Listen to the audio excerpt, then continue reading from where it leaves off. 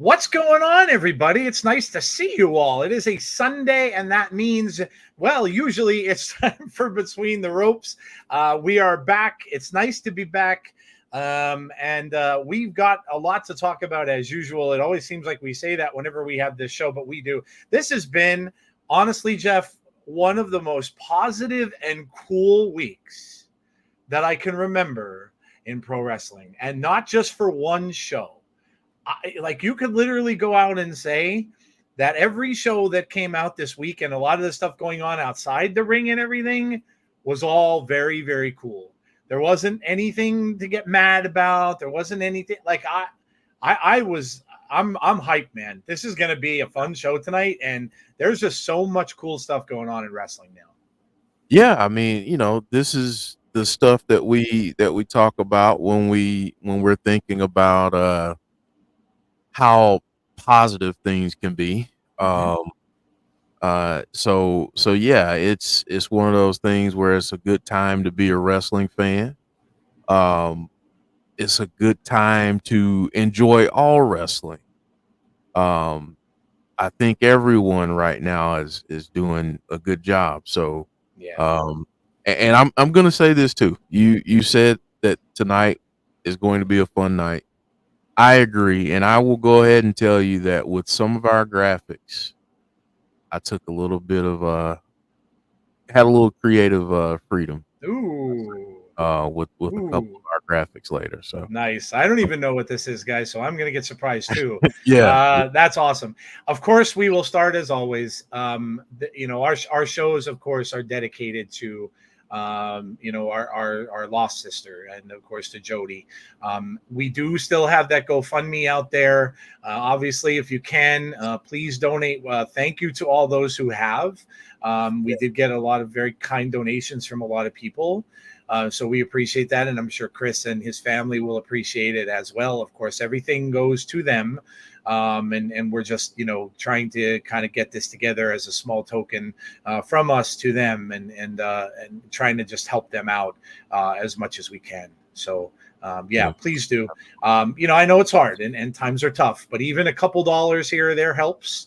Even if it's $5, which you can spend on a Coke now and a thing of French fries at a McDonald's. Any little bit helps. So, yeah. And I will say, and I did get a chance to share this with Joe before we started, but I did get contacted by someone who is wanting to donate in a pretty substantial way. So I'll keep everyone informed on that. But yeah, I don't I don't think it'll be through GoFundMe, but it'll be in a direct to the family. yeah, Yeah, that direct makes to the family. So, yeah, but I'll keep you posted on that. But nice. yeah, we want to definitely definitely continue to have Jody as a part of our show and her family. I see Chris in the chat. Hey, Chris.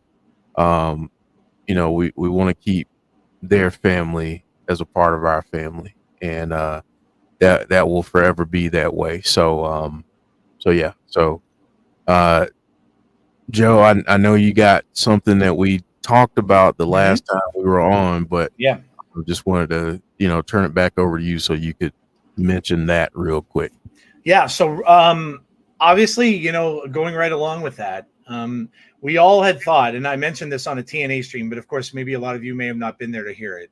But we know, number one, that Jody's show, and of course, along with Jeff, and everything he did in the background, established a very large community for us, and it's always been a very important show to that community. And Jody, of course, leading that community, and so in her honor, and this is, of course, with Chris's permission, we are going to move forward with that Tuesday show. It's going to get a name change.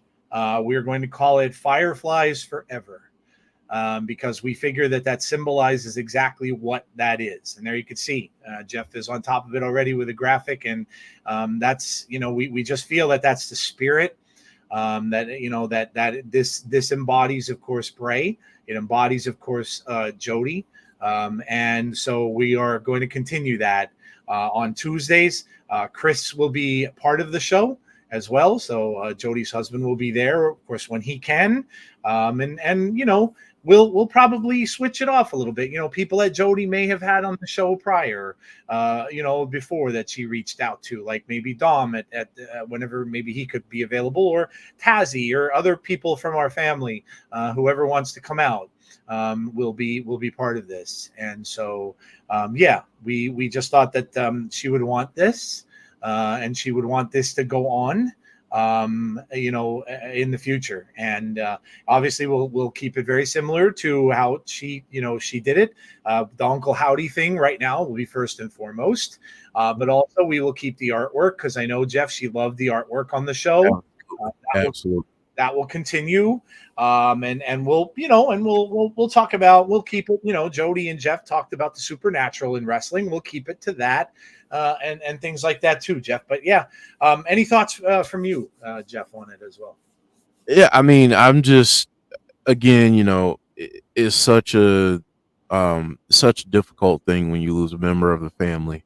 And but you try to do the best that you can to keep their legacy alive and remembered. And I feel like this show will be exactly that. And it'll be tough, I'm sure, at times, um, but I think the fact that Jody connected with so many people and was beloved by so many people, I think that community, that family, that camaraderie will help us all, kind of heal and grieve with one another. So I'm looking forward to it, Chris. I'm looking forward to having you as a part of it, and working to keep this going, and to pay tribute to not only Bray but Jody as well. And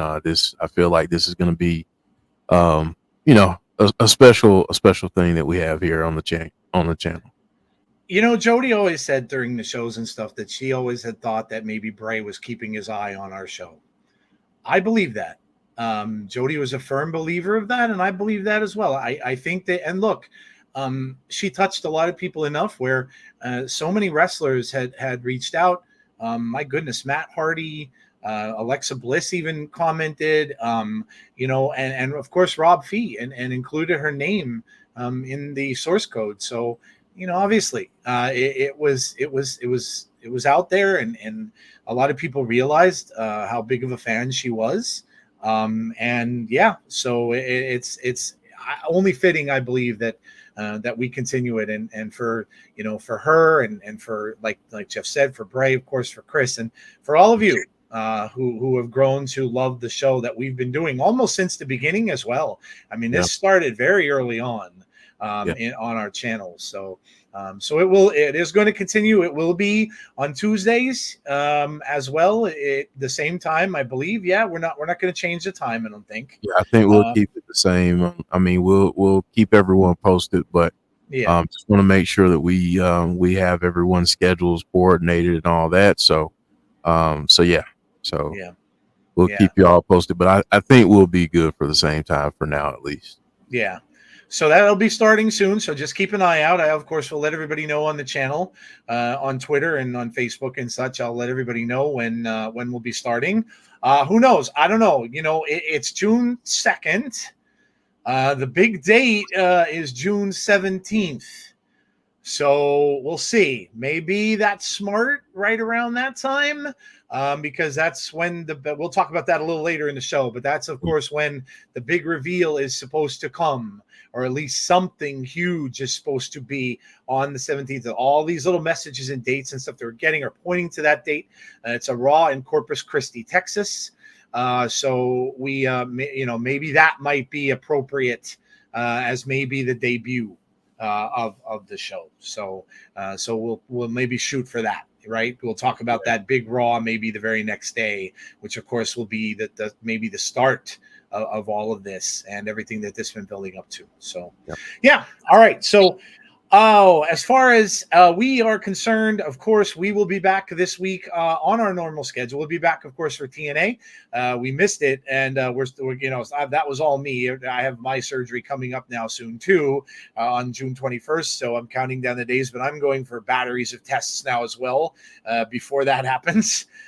So I apologize for that, but the show was really good. I got to watch it, and so much stuff, as we're going to talk about, going on with TNA.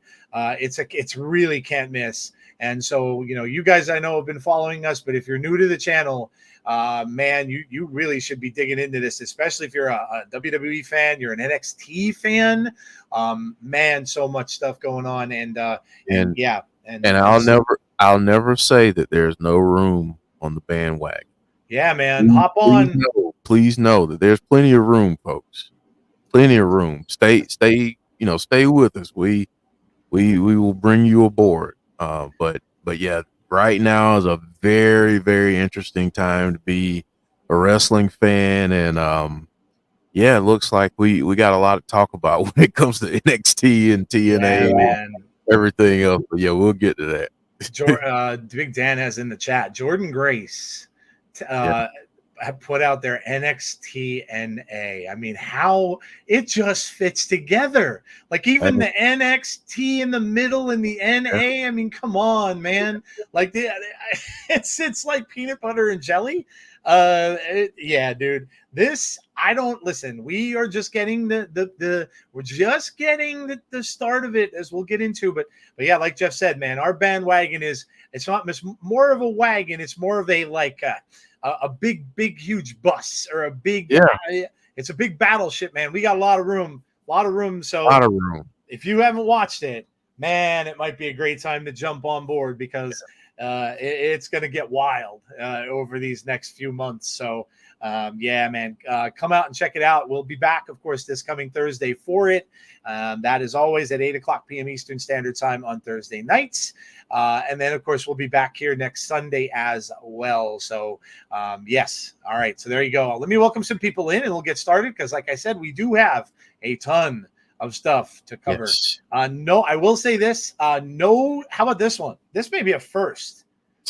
No, and I will miss the intro, but no grievances tonight. Not a one. No grievances. I have no grievances. I have nothing to scream and yell about or rant about. I am just enjoying wrestling this week. All positive for me. And so we are skipping that section of the show tonight.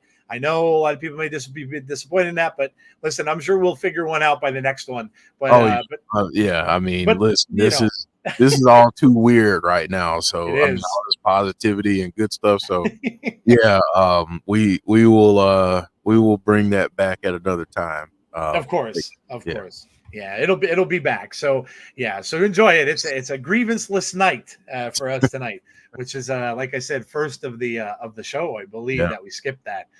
So all right, let's see what we got. We got a pretty full house. Wow, damn. We got Azrael 04. Hello, Brandon Wayne Lewis.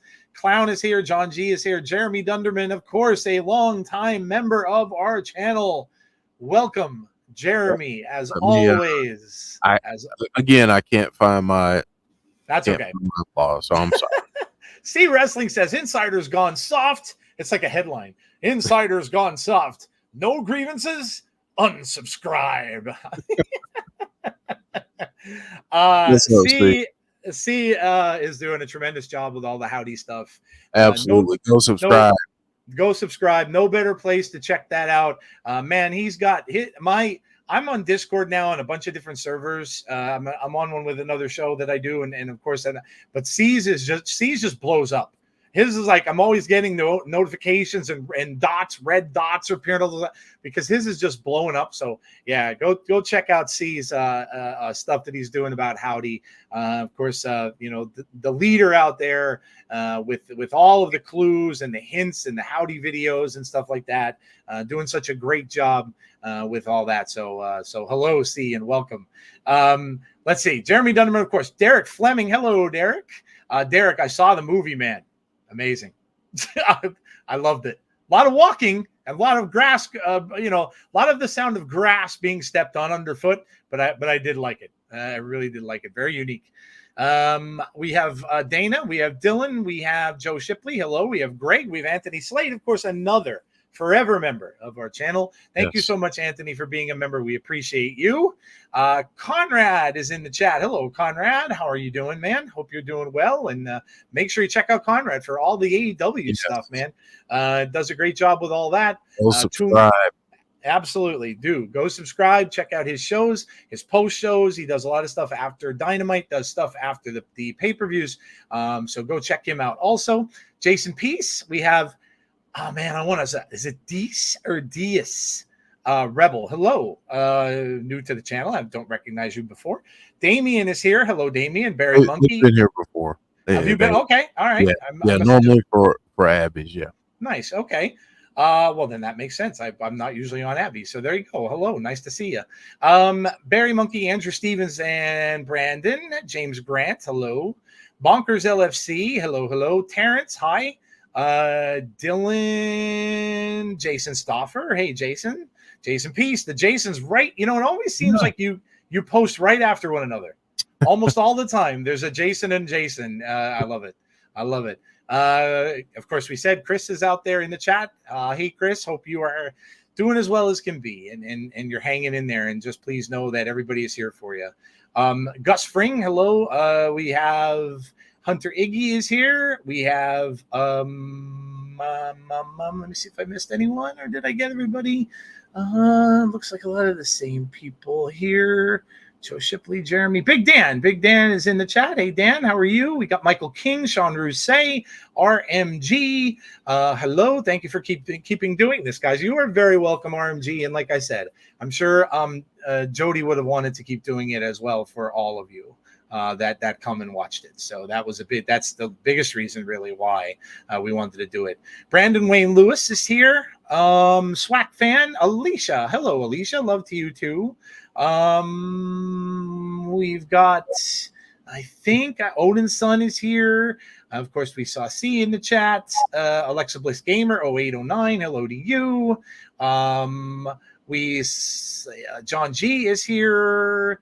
Hassan is here, and we missed you as well. We missed you as well, but like I said, that one was on me. We have, I think, man, the chat is crazy, dude. Almost 90 people. Might take me 10 minutes to read all this. And Clown, yeah, okay. I think I got everybody. All right. And C is on YouTube. I don't think C has a Twitch just yet. Right.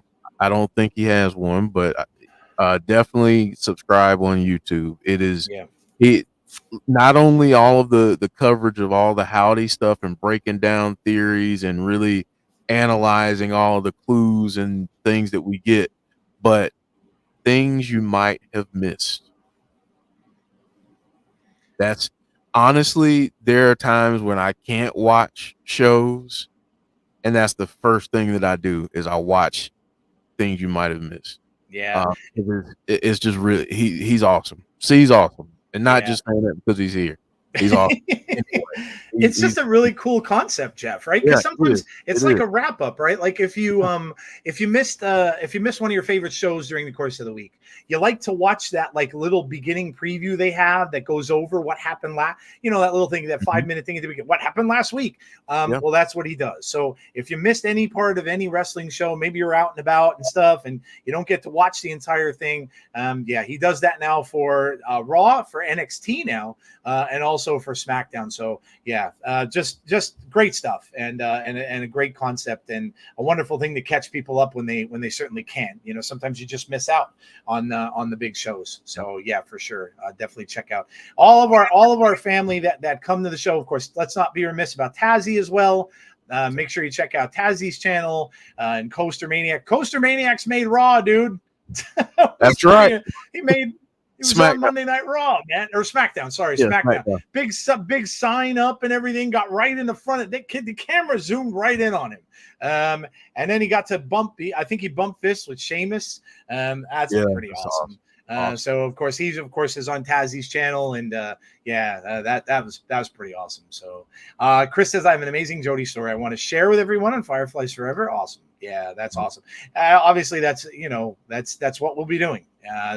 Chris of course can certainly tell us some things that we may not have ever known on that show, which would be awesome. So yeah, but make sure you tune in to everybody that we do, that we have had on our shows, and have I pop in on Tazzy's from time to time when I can. Jeff pops in on those, but yeah, make sure you show them all some love. It's almost like the wrestling community isn't as bad as people think it is. We have people who are fans of all different promotions in here, and we all get along. Who would have thunk it? Yeah, it's I'll be honest. And you know what? It goes back. I have to. We're giving C a lot of love here. But I'm going to go back to a conversation he and I had too. I am very proud of the family we've built. I really, really am. I like the fact that I can do what I just did. It's a silly little thing, but I like the fact that I can go down a list and I can call and shout out everybody in that list. And that is not to say that I'm not, all the people who aren't necessarily in the chat, we love you as well. But I'm just saying, I just enjoy the fact that I can do this, because not everybody can. The really larger creators just can't do it. Their chat is flying up the thing so fast. I remember a couple of times we did a couple of WrestleMania streams that was doing that, and I'm trying to keep up, and my eyes are literally going like a slot machine because I'm trying to and they're like, you can't watch. But I'm really, really happy that we can do that. I'm really happy that we can reach out and kind of touch you guys through the chat personally, and we can talk to you personally and read people's comments and stuff like that without them going right up the screen that I don't even get a chance to see. So yeah, very, very happy about that, and very, very proud of the family we have, and we want to do everything we can, for you guys also. We hope that you all enjoy that little bit of personality between us and you, and obviously that's another big reason that we want to continue the show. So Joe shouting out Coaster, something I never thought hey, people change. all love people change, man. I get ornery like an old man sometimes, and I admit to mistakes, just as everybody else does. So people change, and yeah. So all right, we got a whole host of stuff to talk about. Yeah, we do. So we better get into it here. Jeff, we've got breaking news, and I guess I'm going to go to this because I shared it on our X, but I'm going to get into this because it is kind of breaking news. I'm going to see if I can get it on the screen. This was posted. Now this, of course, is Jonathan Gresham. And I know it's going to be blurry and it's going to be hard for you to see, but there you can see him Maybe giving not. Jordan a big smack with that octopus mask. And then you can see up here, story of a kiss. And it says, proud of you, lady. Proud of you, lady. And then that's where it says the NXTNA. Man, dude. Jeff, all of this teasing going on back. Now, look, we have to be a little realistic here and figure some of it definitely is just teasing, right? Yeah. The Hyping it up. the stuff Hyping with hyping it up, the stuff with Drew McIntyre and the New Day and all that going back and forth. Hyped up stuff. Joe Hendry and the New Day.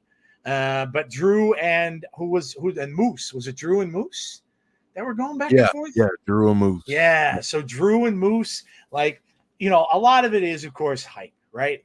But that's not to say that we may not get, look, there could be something coming down the road. Jordan Grace told us all that this wasn't the last we would see of this back at SummerSlam. Or no, I'm sorry. When did she come out? Was it Royal Rumble? No. Yeah, Rumble. Yeah, she told us all that this wasn't done. And she's 100% right. She had a great interview on Busted Open where she talked all about this and stuff and how she met Shawn Michaels and Shawn Michaels and her had a long chat and all this. So this could very well look. It is the times they are changing, and it looks as if people are starting to open that door, right? That forbidden door that nobody ever thought might happen. And it looks as if that's how, but I know we have a topic for that, but a little bit of breaking news with this just here, because we're Jeff still seeing this on a daily basis. And it's really, really a lot of fun. Yeah. I mean, I did not know that I needed a Joe Hendry and New Day interaction until somebody posted it on social media, and now I can't get it out of my head. So I have, like you said, we have a topic on it tonight, so we'll get into it, and I'll go ahead and let you all know this. Give you a little behind the scenes. We're going to fantasy book this crossover, and keyword fantasy book. Not this is going to happen, but this is what we would really like to see. This would be really, really cool, and we want class participation. So start thinking about what you would like to see, how you play certain things out. Just let us know when we get to that point. But yeah, man, I'm excited about this, and if we can get more, and I think with NXT, to just chat about it real quick. I think with NXT, this is a good litmus test for more. And then, so we'll talk about that later though. So Joe, I guess we can, from breaking news, we can go to, one more thing real quick. One more thing real quick. Nope, it's okay. The other thing's just a birthday. And it is a happy birthday, of course, to AJ Styles, the phenomenal one. It is his birthday. Happy birthday to you.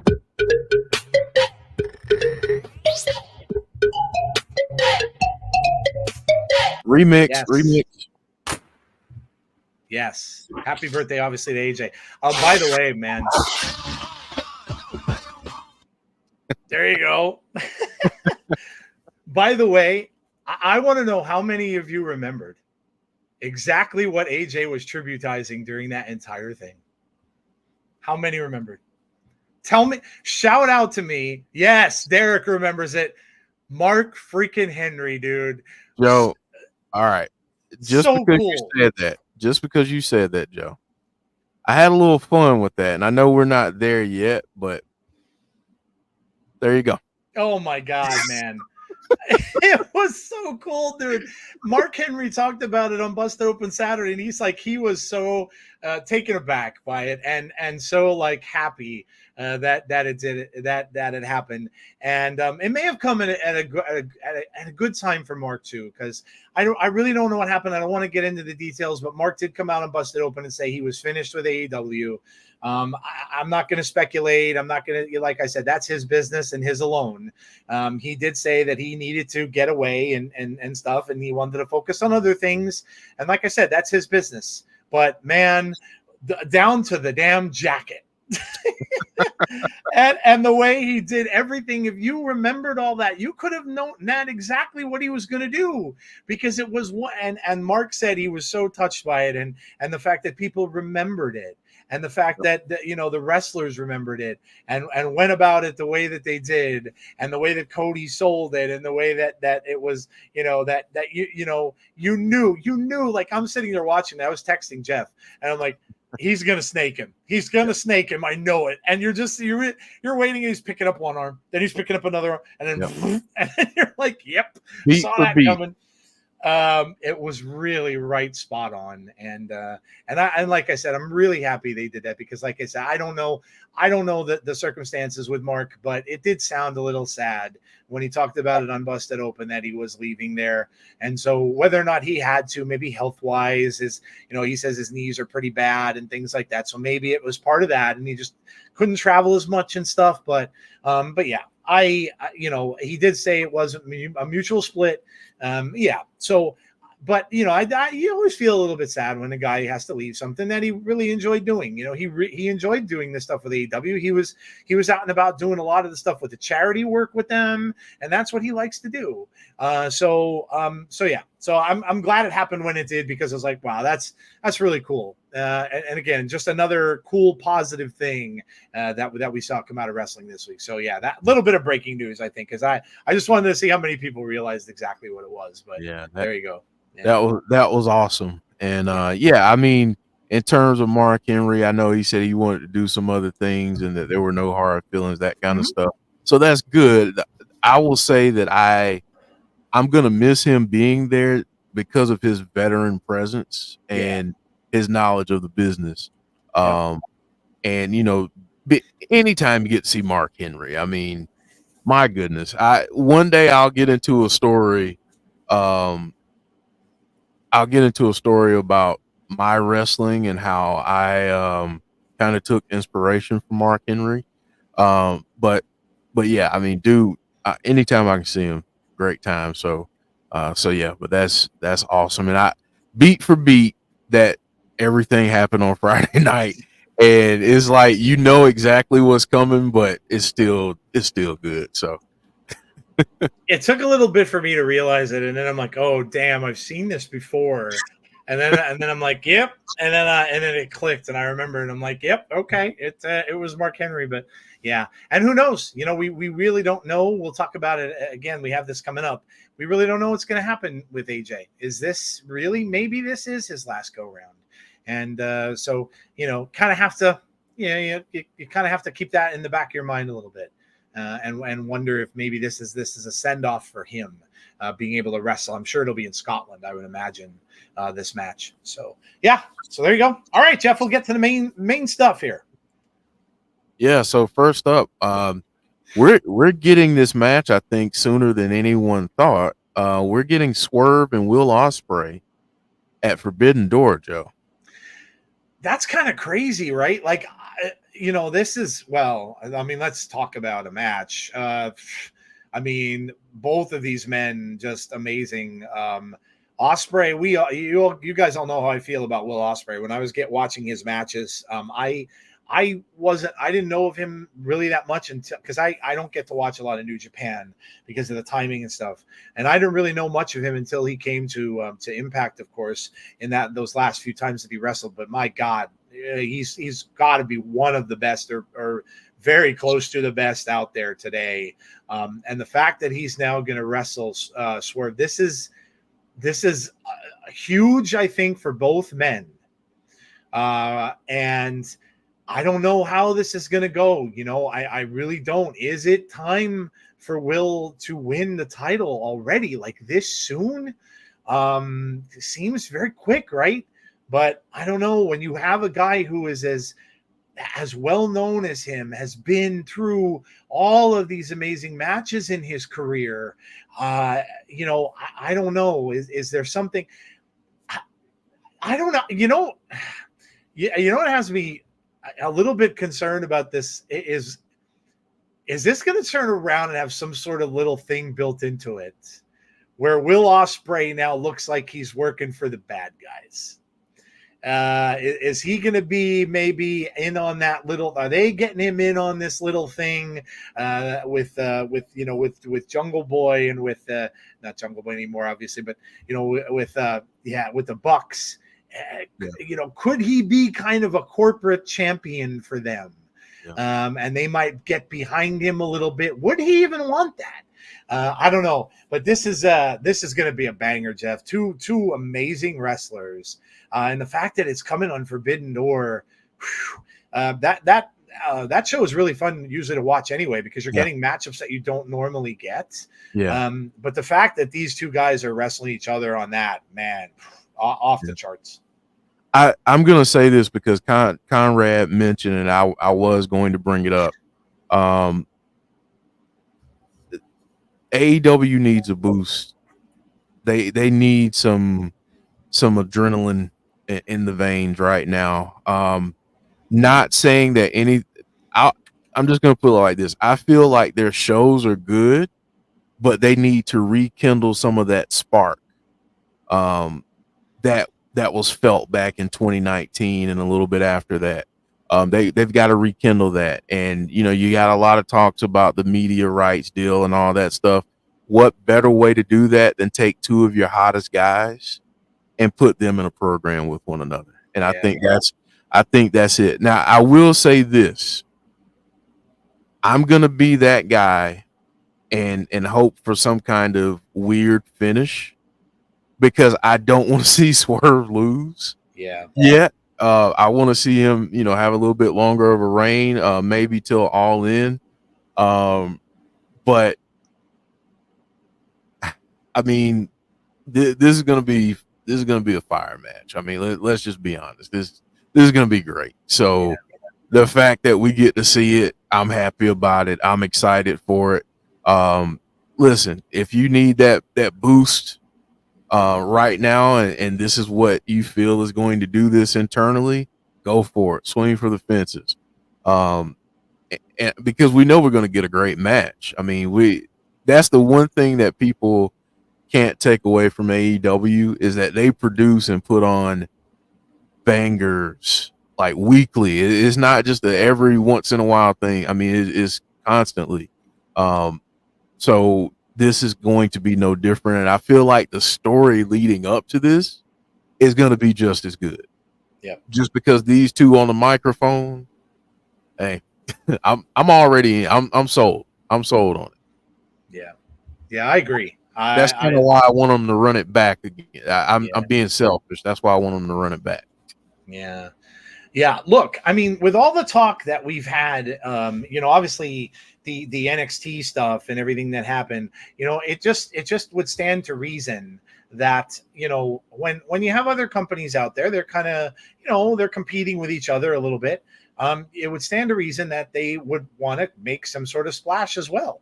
And this is really their version of that, right? This is when they combine their roster with other, with New Japan and other companies that are coming in. So, this match certainly, like Jeff said, makes a splash. It is going to bring a lot of people out just for the names that are in this match. Swerve and of course Will Ospreay is such a huge name. So yeah, I would agree. I think that the upswing, I think, is there, and we'll talk about MJF returning was huge for them. And the fact that he's committed to them was big, because there was a lot of speculation there. People thinking maybe he won't come back. He was gone for a good bit. Now holy cow, man, did he buff up too? Holy crap, he's a big. He put in some work. He did, man. He's coming out in the Triple H jean jacket with the sleeveless. Honestly, though, do you remember when Triple H came back? Like what he looked like before that? I do. I do. Yeah, Uh, that yeah, it was. And so yeah, look, it looks as if they have him in place. He is a star and will be a big star for them for a many number of years. And who knows if all of these open doors start going on, maybe guys his age and Will Ospreay's age will be the ones that may pioneer that stuff. Yeah, it's pretty exciting, and that of course is just so much other stuff that's going. That's why I said just all positive stuff. Just so much cool stuff happening. But like Jeff said, the ratings don't lie. Unfortunately, their numbers. I never put much faith into them and much cared about them. It is what it is. I really don't care. If I like a show, I'm going to watch a show. I don't give a damn what a rating is. exactly. But that said, they want to make sure that they, like Jeff said, get that little boost up, get things moving. And I'm sure with MJF and now with Ospreay and stuff like that, and there you can see he won the international title for the company as well. So Jeff really shows, and we were kind of wondering when he went over there, like how soon they would get him involved in the upper echelon of things. Like, is it going to be a slow burn? Are they going to take 4 or 5 months to really get? And it looks as if Jeff now he's kind of on a little bit of a rocket ship there. Yeah, he is, and I think is earned. I mean, given what he's done around the world, the caliber of matches that he puts on, I mean, I feel like he's gonna be the face of that company. And I don't ever, try to look at people's pockets or anything. But I'm pretty sure he's doing okay in AEW. So I'm pretty sure they'll want to take to take that and and make it match what they present on screen. So I think he's deserving of it. I will say I'm going to be a little bit selfish and just advocate for my guy Swerve a little bit longer. Yeah. But I'm excited to see what they do with this, because again, it's not just the in-ring with these two. It's the mic, it's the promo work, it's the backstage stuff. It's what we get leading up to the match that I'm really excited about. But yeah, and since we talked about it, let me I'll put him up there too. So. Yeah, man. I mean, holy crap. I look, nobody really, it was cool how they played this because nobody really expected it. I mean, I know that, fans are probably thinking almost any pay-per-view he could show up. Mm-hmm. I don't know that you would have thought this one. I was kind of thinking that the one overseas, I thought they might hold him off until the one that's over in England to really blow the doors off of that. But obviously, he was ready and he came out and it was great. He comes right out into the ring with his old nemesis there, Mr. Cole, and just comes in and right old MJF. Look at that! I mean, look at that face. Look at the scowl on his face. Old MJF just comes, his knees him in the balls, and that's right off the bat. See you, buddy. We're not friends anymore. I'm out for myself. I'm MJF, and that's really what he should be, Jeff. This is what this guy is. I know they had some fun with him and Cole and the whole friendship thing going on, but this is just, look, this guy is just his own thing, man. He is super popular, probably the most popular guy, or very close to, I would say, the most popular guy in AEW. Fans are behind him and love him now, and no matter what he does, whether he comes in and he acts like a jerk and he berates, it doesn't matter. It doesn't matter. And that's when you're over, because no matter what you do, very similar to like a Stone Cold Steve Austin, he could be a dick or he could be like just the most, loved guy in the room, or both. And I think that's where this guy is going to go. Like I said, man, the sky's the limit for him. Let's hope he stays healthy. Man, what is he, 28? He's I don't even think he's 30 yet. The dude is tremendous, and I cannot wait to see what the future holds for him, because man, what a talent. I mean, and again, it's not like he came back and looked like a slouch or something. I mean, the dude is jacked. Yeah, yeah, he really He's is. been working. I'm starting to wonder, like, are all these folks like are Randy Orton and AJ and now MJF, are they all like just huddling in the background somewhere saying, "Hey, here's this new workout regimen"? Oh or my something? God, man. They disappear for a while and they come back looking like He-Man. Like Yeah. it's crazy, dude. Yeah, like I mean, Conrad's comment. This is why it's best to have people like MJF or Punk when they don't spoil the surprises. Yeah, that's such a big thing. We talked about this on the show so many times. Wrestling is so cooler and so much better when shit doesn't get spoiled. It just is. It's so much more fun when you don't know it's coming. And I've said this so many times, like to people who always have to have constant spoilers, but give yourself one time where you don't spoil something and just get that feeling of everybody else being shocked. Like when something happens, you're like, yeah, and you're like shocked by what happens, right? Like it's really cool. And he brings up a great point because people didn't know that it wasn't spoiled. They're hiding people now. Matt Hardy coming back to TNA was hidden. Nobody knew that was happening. He had to disguise himself and stuff, going there and everything. That's the kind of stuff I want in my wrestling. I want that back. That's such a big proponent of the sport and why we watch. And I just love it. So wherever he's going to go, whoever he's going to go after, I don't know. But like Jeff said, he is such a young guy and my God, he could be wrestling into his mid 40s or, he's got 20, 25, probably some odd years. Like I said, God willing, without major injuries. Joe, let's be honest. If he stays healthy and all goes well, if anything, Ric Flair has proven to us that you can stay in the business well beyond your wrestling career. True. Many others have as well. This dude could be around another 40 years. Yeah. Yeah.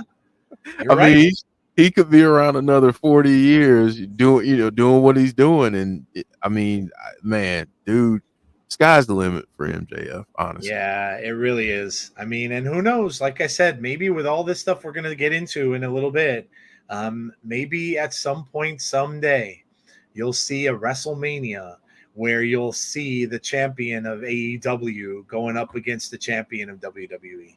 Like you just never know. You just never ever know. You can't say never now. Things are changing. People are changing, and yeah, it's awesome. It's awesome stuff. I love it. I love it. All right, man. What do we got next? All right. So we go from MJF to Uncle Howdy. Oh man. This is I mean, obviously this is on everybody's mind every single day. WWE is really digging into this one. They're putting out codes on WhatsApp.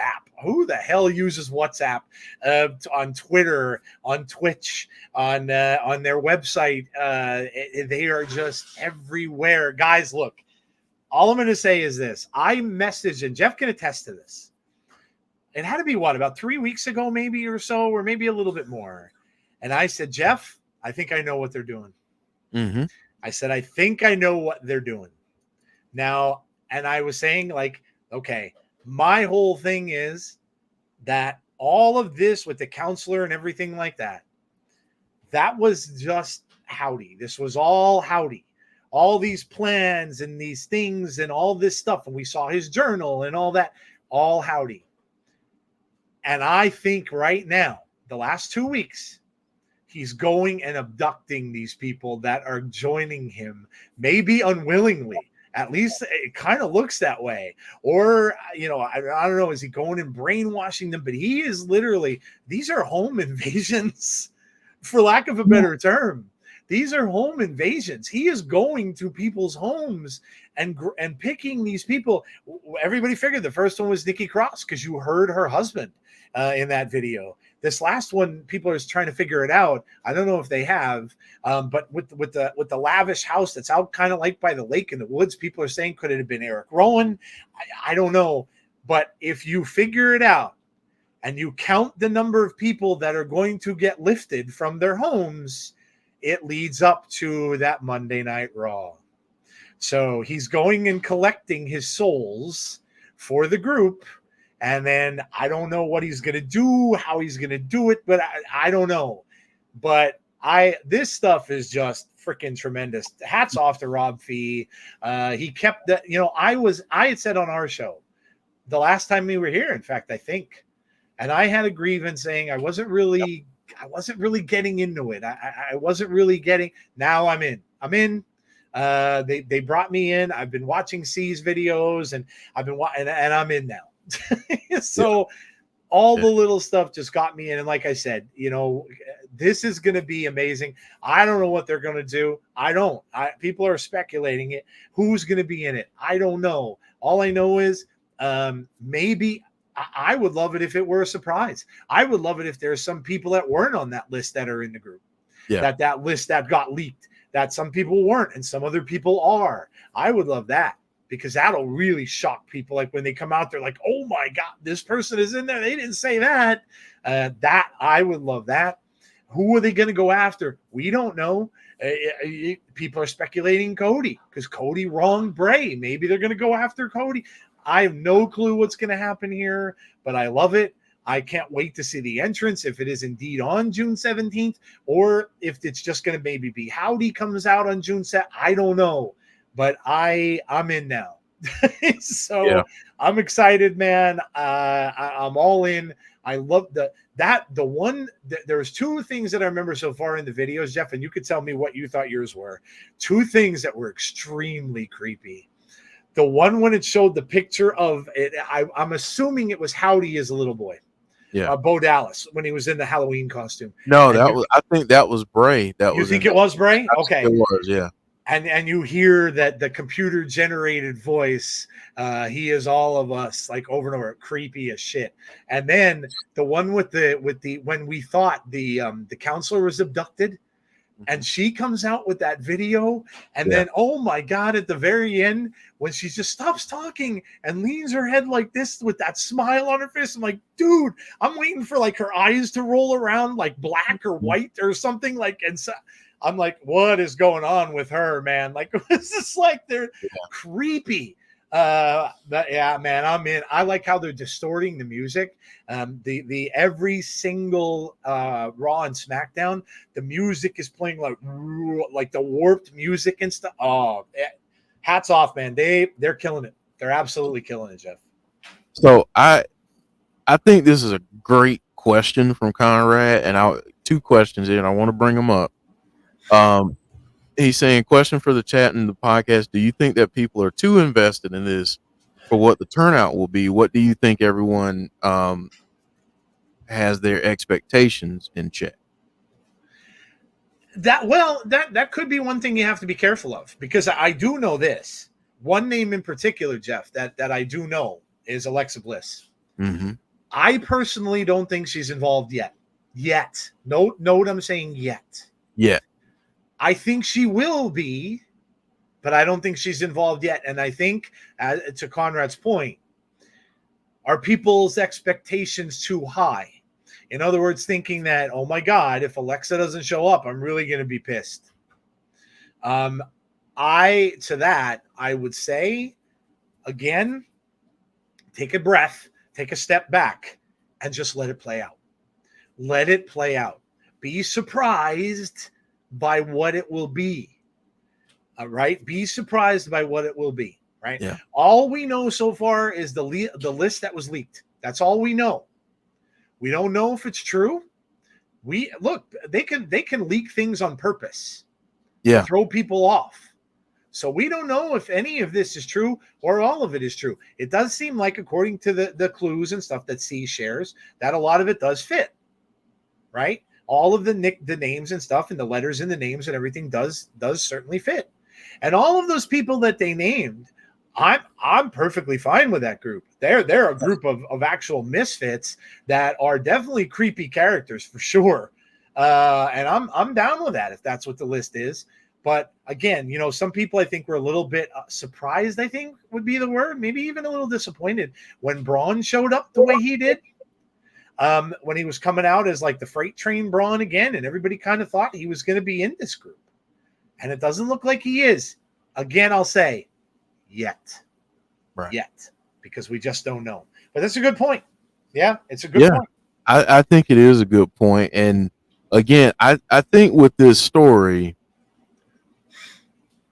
patience. Yes. And I know that that's a bad word to so many different people, but oftentimes when we are patient, it tends to work out. I'm not going to say it's 100%, but and I saw the comment from Clown as well, and I want to say this too.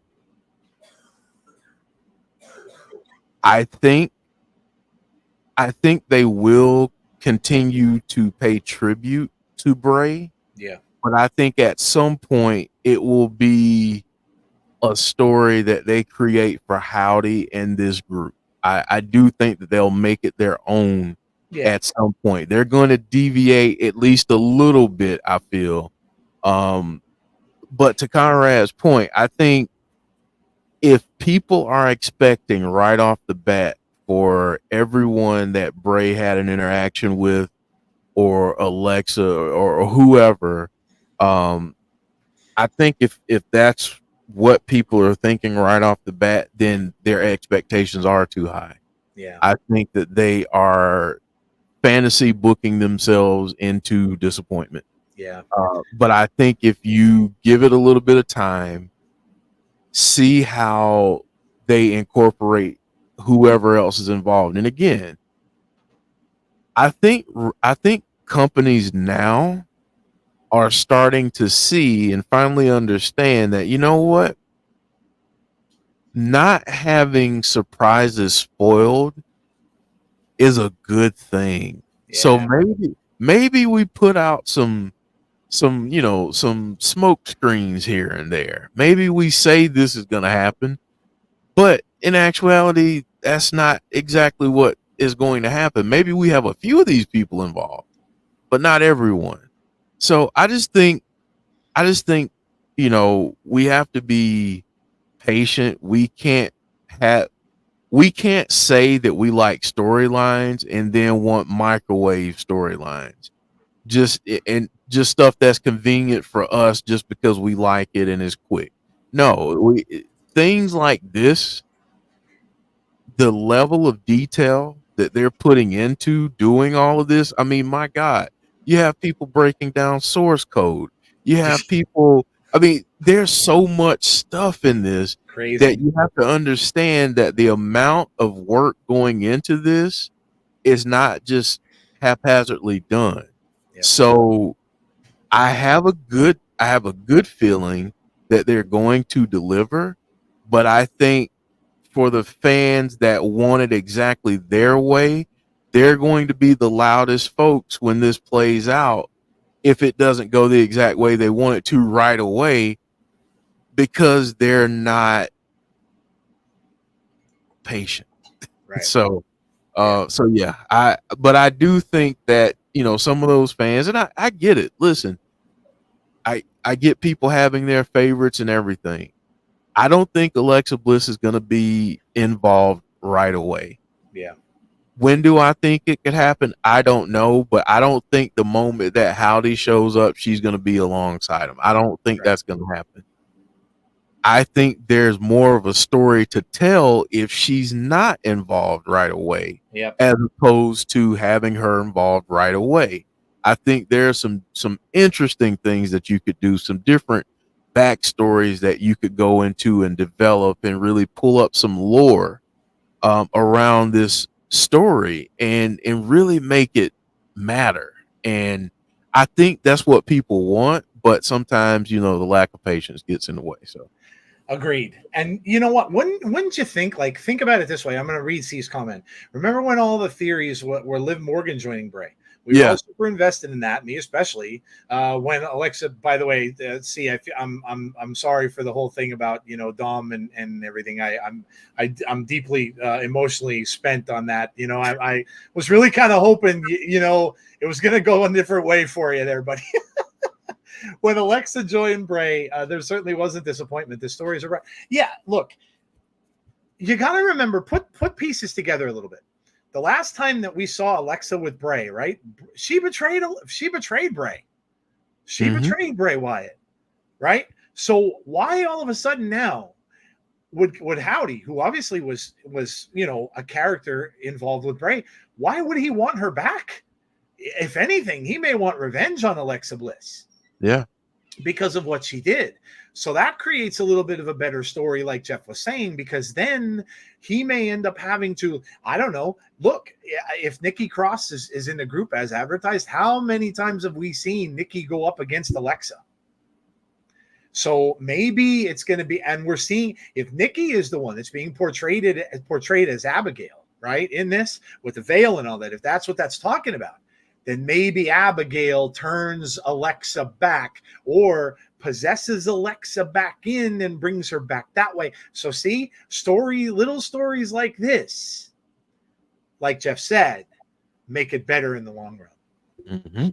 So because there's plenty that's happened already. Mm-hmm. And they're not just, I don't think they're going to completely ignore what happened. So I think, again, understanding that the payoff, if executed well, is going to be so worth the waiting right now. Yes. Because at the end of it, if done well, you have a story that I'll be honest with you. I feel like they're going to knock this out of the park, Joe, just because of the amount of attention to detail that they're paying to what they're doing. I feel like,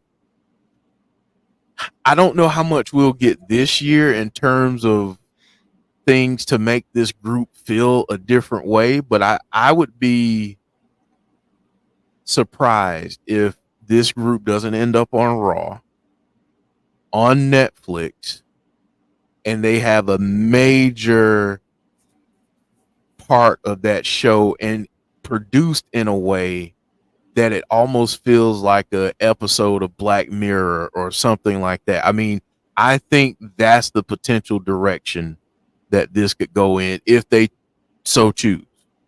That's what I think. That's making me a little scared. I have to admit. I know. I'm getting a little scared because, like Jeff said, no holes barred when it goes to Netflix, guys. No holes barred. They don't have to hold back for children and all that kind of stuff. We could be seeing Nikki Cross doing a spider walk to a ring at some point, in which I will just throw up. Or we could see the eyes, which she could be wearing white contact. Oh, don't even get me started. Agreed. Listen, let this play out. And if it is the characters that they say it is that are leaked, I want to see. I like Dexter Lumis, man. I want to see him come back. Look at him; he's got a beard and shit now. He looks like all bearded out. I mean, if he comes back like a beast, I'm cool with that. I think he's great. Joe Gacy he was always playing like a psycho. I want to see this. Yeah. If this is what they're doing, let it play out. I'm perfectly content with it. And I want, and all these people, all these wrestlers, I like all of them. I like Nikki Cross. I was the one always kind of campaigning and saying I wanted Nikki to be in Bray's group. So I like them all. And if that's who indeed this is, I want to see it. But look, like what Jeff is saying, and I think is what he's getting to here, is January 17th obviously is a big day. But here's the thing. June. I'm sorry, January, June. Right, it's a big day. But again, Let the story play out. If it gets to be, because look at Howdy even had a warrant. Howdy even came out and warned people because of the last time, because everybody got pissed that it didn't happen at the at the pay-per-view in Saudi. And then all of a sudden you started to see, hey, you know, and you saw the messages from him that were a little, you know, like, you know, and so if something happens that not necessarily like Jeff said, what you wanted it to be, right? Maybe it's only Howdy. Maybe we just get a glimpse of him. Maybe it's you know, I know he's saying there's going to be a massacre. So what's that putting into everybody's mind? Oh my God, this group's going to come out on Monday Night Raw, and we're going to have a they're going to have a massacre like they massacred Retribution when that happened on that one night, right? They're just going to come out and lay waste like Bray and Alexa did to Retribution that night when they just wrecked everybody, right? That's what's going to happen. Right. They're going to come down and just wreck everybody in the ring, right? But you may want to dial it back a little bit. Because I really don't think that that's what's going to happen. So let it play out. Because again, we were so upset and sad, and rightfully so, when Bray left us, right? Because we wanted to see what was going to happen. We wanted to see what his story was going to be. Now, because of this, we're getting it back. So let it play out. Take it all in and just let it run its course. They'll make the decisions. Like I said, we can trust in the fact that there isn't some old man in the back that's going to F it up and is going to bring in a Goldberg to go up against this faction and mess the whole thing up. We know that, right? That's a fact. So just let it play out. Have trust in the writers, Rob Fee and everybody else, and just let it play out and see what it's going to be, because I'm telling you all, I think it's going to be really, really cool. I do too. So. Yeah, I do too. Yeah. All right. There you go. We will, like I said, talk more when we do start that show, which we're going to get a date for you for that Fireflies Forever. That'll be the place where we will be discussing this on a weekly basis, of course, with Chris. So once we get this going, that this will be the place where we will go over all of that content in much, much more detail. So what do we got here? Oh man. We got the you know, the old Mark Henry you know, okey doke here. AJ came out, you know, he had the Good Brothers with him. He had the suit on and powder blue suit, man. Yeah, tearing up and everything. And how about Cody, Jeff? Man, my God, is Cody a great actor, isn't he? Like these the tears are coming down like with it. And Mark talked about that a little bit, saying how like some of them are so good at this, they can bring out tears on command, like actors do. Yep. Fantastic. On command. And you know, and AJ had the tears flowing, and he's talking about, you know, I want to go home and be there with my family, and I've missed so much. Yeah. And then, you know, Cody comes out and you got your, I mean, just super mega baby face Cody. And, you know, he's just all trusting, and, you know, AJ's not going to do anything. And then, AJ pulled a Mark Henry, and thus I made this a little bit earlier because, hey, why not? Oh my gosh. It was done so well. Like everything from from bringing Cody down to the tears, to, like Jeff said, with the, you know, with the club there, and of course, you know, all his friends talking to Misha in the back, and just everybody. It was like a who's who. The whole thing where he went to talk to Nick Aldis and stuff. You know, I think it was just really done really, really well. And obviously this is going to happen at Clash of the Castle. And I'll be honest, the one thing that, and I voiced this, I think I said this on the last time I was here with you guys too. I was a little nervous about where Cody's whole thing was going to end up going, because it just seems like he keeps getting one-offs, right? Where it was AJ, then it was Logan Paul, and it just seems like they just keep throwing these little one-offs at him, because he is on SmackDown now, and I'm sure they're avoiding his contact for now with the bloodline. They don't want that coming right back. They're avoiding that because that's going to happen somewhere down the road again. When it's so, I just think that this is brilliant. Again, we're going to have a round 2 between AJ, and who knows, guys? I think Jeff, you said this to me. I think in a text. Could this be title versus career? Yeah. At this match. Yeah. And if AJ is indeed thinking about this, maybe this is his last run and his last Raw. Now, Jeff, I will say, being a big TNA fan, I hope that if he finishes up with WWE, he shows up. He's got to show up just one time, man. And maybe if they do this whole TNA NXT thing, maybe he ends up, I don't know. But I hope that he comes back to his roots, shows up there for something. Something. All right. I gotta remember this for when we fantasy book this crossover, because I have something kind of, I have a way around that, Joe. Okay. I'll just lay it out there now. Why not? Who cares? We're having fun. we're amongst family. What if the stipulation is Cody beats AJ? AJ is no longer allowed to be on SmackDown or Raw, and he has to go to NXT. Oh.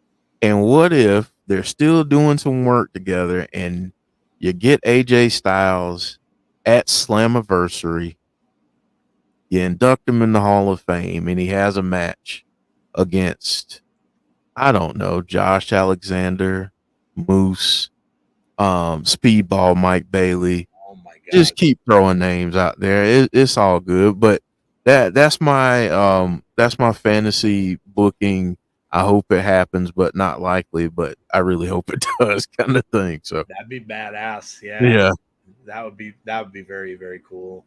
Yeah. Look, I you know, the thing with Cody is, you know, you have to kind of enjoy what he's doing in the story for what it is.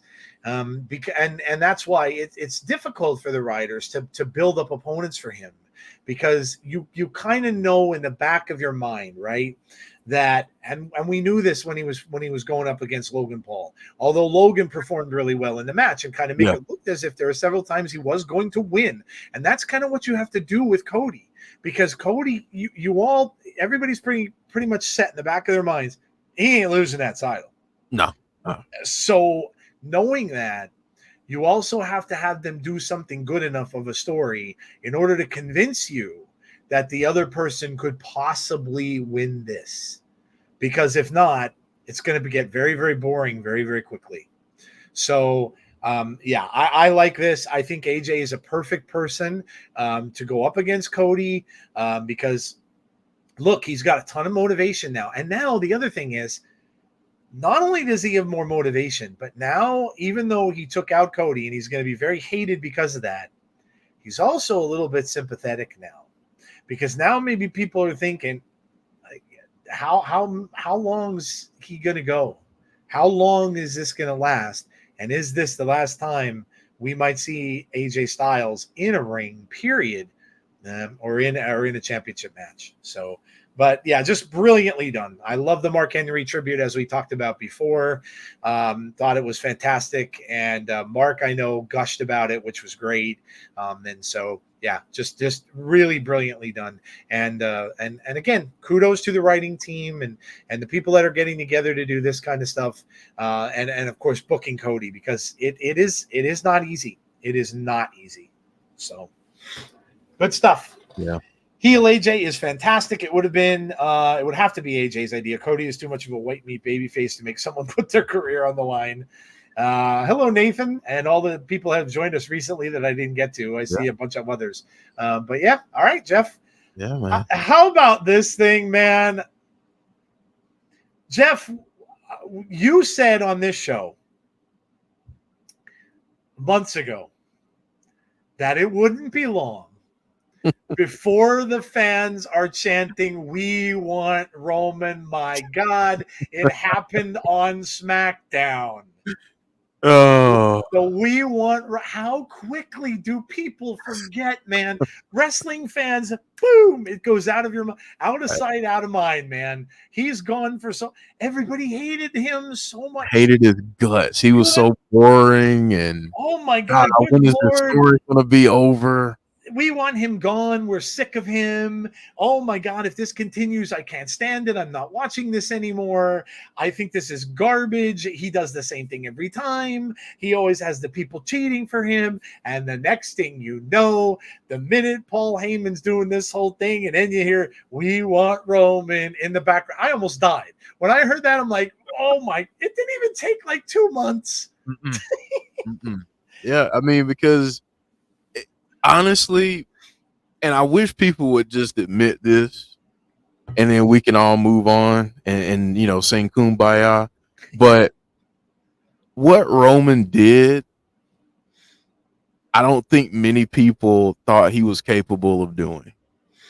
If you think about what he was doing, and we've talked about this, we talked about this here too. The last thing that he was involved in before COVID, before he was away for a while, was that terrible dog food crap with Baron Corbin. Yeah. That's the last thing that he was involved in. And when we saw that, we were like, what in the world are they going to do with Roman? Like, they've basically destroyed Roman at that point. That was a lot of the conversation.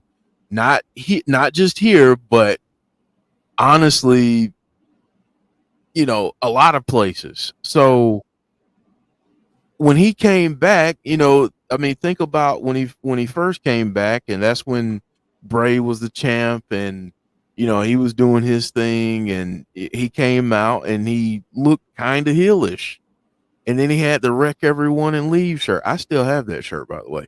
Yep. Awesome shirt. But then we didn't know what was next. It's like, okay, he's a bad guy, but okay, there are a lot of bad guys. There've been a lot of bad guys in wrestling, a lot of heels. Like what difference does it make? He's just going to be another heel. He's going to be. One thing that I saw was a Rock ripoff, and then he goes out for 3 years, over 3 years, Yeah. and is a part of one of the best storylines we've seen in the last 20 years, I would say. A lot of people say this is, since societally we like to talk about Mount Rushmores and top fives. A lot of people put this storyline up there for them when it comes to wrestling. So I thought that at some point people would realize that, but they just don't want to admit, man, he proved me wrong. Like, this dude is actually pretty dang good. So yeah. Yeah, it's crazy. I like Ro. I mean, I've always liked him, so I was cool with it when he started letting more of this heel side come through. I was really down for it, and then when the bloodline started, great stuff. So, just me. Imagine where we're probably going with this too, because obviously you see Paul Heyman being like terrified now by Solo and Tama Tonga, and that what's going on with them. But here's my ask of this. They're taking orders from someone. Mm-hmm. That someone is more than likely going to be The Rock. And if that's true, that's going to lead to Rock Roman, which we all thought we were going to get anyway. So it's going to end up leading. Rock will obviously come back and take on Cody, but then eventually it's going to end up with Rock Roman. And Roman's going to come back and be completely different. Turn a switch, and he's going to be a face that everybody is going to explode when they see him come back, which is crazy. Very few athletes in their careers in wrestling can do that. Very few. Some are great heels, and some are great faces, but some have done both, and they're beloved for doing both. But it doesn't happen a lot. And yeah, Heyman. Oh my God, what does Paul Heyman not touch that becomes gold? Oh man! Listen, Paul Heyman is a genius when it comes to this wrestling business. I mean, the man is. Oh my gosh! I mean, the mark that he's left and continues to leave on the wrestling business, thinking about all the talent that he's ever worked with, and you think about what he did with Brock, and then you're like, surely he can't top what he did with Brock, and he did. Yep. I mean, this is probably some of his best work. Yep.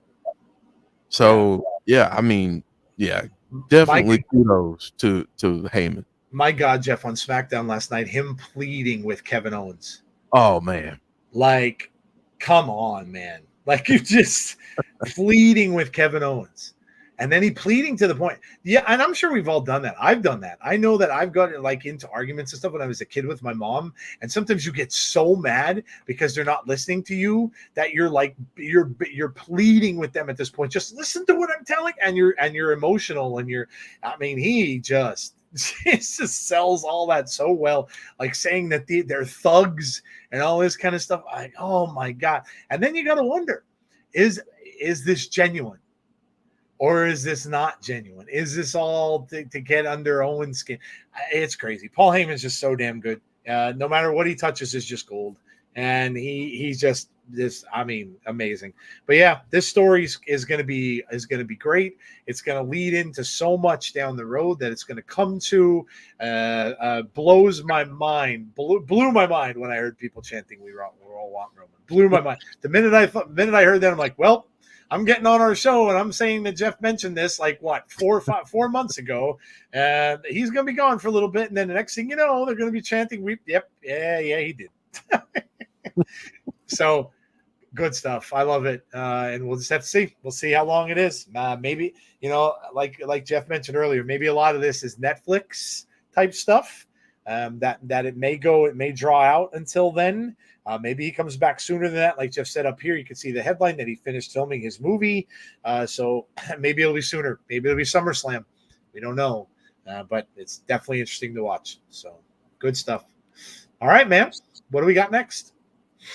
All right. So now we're getting to the prohibited portal portion of the show. Okay. We're going to talk about this moment. Jordan Grace challenging for the NXT Women's Championship, Joe. Oh my God. First off, I'll just tell you this little story. I don't normally watch NXT. And it's not to say that I don't necessarily like it. I tune in every now and then. But usually Tuesdays are weird for me. Tuesdays and Wednesdays are a little weird for me because I just don't I don't have a lot of time. I'm doing some other things and sometimes I just don't get to watch it. I'm on my phone and all of a sudden I see my phone blow up, like blows up. Like the insiders part of it, I'm watching just explodes, and I'm saying like Jordan Grace I think it was James Chadwick. Jordan Grace is on NXT. I'm like, what? So then, of course, I had to throw the rest of the show on, and I just caught the very tail end, and I'm like, what the hell is going on? And I see Jordan Grace is challenging for the NXT Championship. I'm like, what? What? And then, of course, I see the other thing, and then I see Ethan Page pop up out of nowhere, and I'm like, what is going on in this show? I was like dumbfounded because of all the places you would think happen, you wouldn't necessarily think that NXT would be the place that this would occur. We knew that Jordan was throwing hints out there that they weren't done with this, and there was going to. I would have never in a million years thought it would have been NXT where she was going to show. And what a reaction Jordan got, Jeff. Yeah. Holy cow, was that crowd lit when they announced Jordan Grace? Good for her, dude. Like, normally from NXT fans are obviously wrestling fans, but they watch the NXT product, they're loyal to that product, and so when she comes out, sure, you knew her from the Rumble, but not everybody would. Oh my God, the crowd reaction she got was freaking amazing. Yeah. And of course now she's challenging for the title, and who the hell knows what can happen with this. I honestly don't know. And then, of course, Jordan wears that shirt, the prohibitive portal. which is that's amazing too. You know, like obviously AEW owns the rights to Forbidden Door. So if this would ever happen, WWE couldn't call it Forbidden Door or anything like that. They would have to think of something else. Well, Jordan, hell, I'm making my own T-shirt and slapping this on there. Maybe they'll use this. Why not? Why not? What a rise, Jeff, for this woman, and I am so proud to be a fan of hers. She has the world in her hands. Such a young, up and coming wrestler. We had the chance to have her on our show. You met her. Man, what an amazing story this is. She is going to bodybuilding things. She's getting ready now for a bodybuilding shoot that she's doing. She is just taking the reins, grasped them for herself, and she is just going for the ride, man. And look, regardless of what this leads to, and I'm hoping above all hope, we're going to fantasy book something that we want to see in a little bit later, but I am hoping above all hope that this turns into a whole pay-per-view between the two companies. I don't know if that's going to happen, but I do know that Jordan is going to get a shot at an NXT title. Yeah. And that is freaking phenomenal for her. She is signed on as a TNA superstar. They invested in two people on their when TNA first started. Remember back when they did the contract re-signings, it was her and it was Moose who they signed on long term. Well, man, Jeff, were they smart to do it? She is brilliant, and they can really, they've got two studs in those two that they can certainly hitch their wagon to and move forward with. So just an amazing moment on NXT that I did not see coming. And you can even see in the background of that picture, her name is up in the lights there.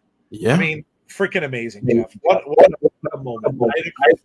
I had to go back and watch it again. Yeah, I mean. And I think is awesome. I think when Jordan Grace mentioned before that, that wasn't the last time. Yep. That a lot of folks kind of took it as that sounds good, but it is WWE after all.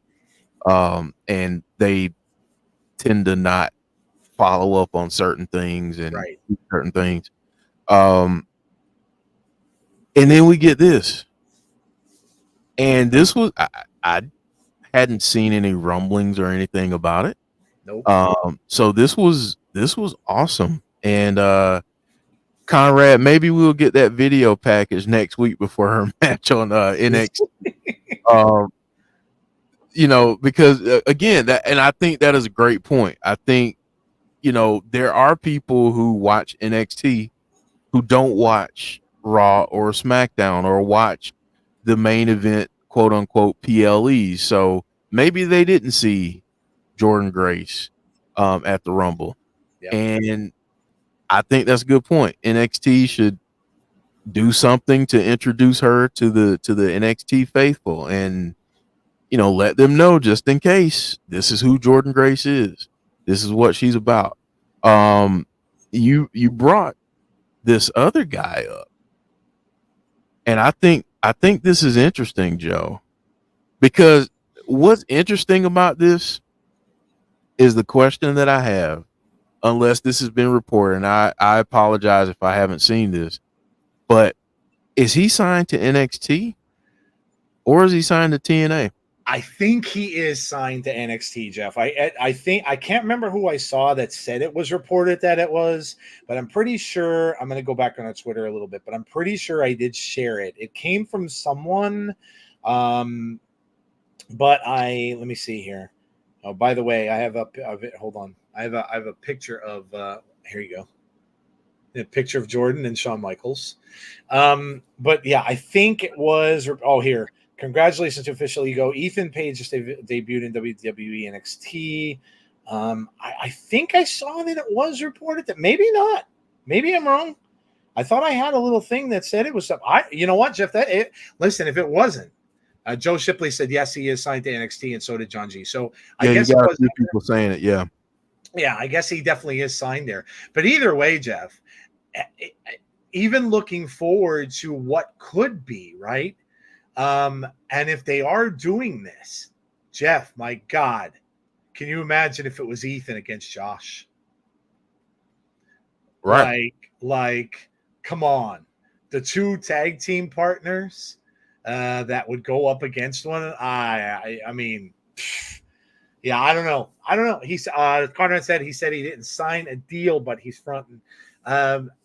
Yeah, it would kind of seem like he would, but either way, I mean, look, I'm thrilled for him too. We didn't know where Ethan was going to go. We knew that we had heard that he terminated his contract and he was done with AEW.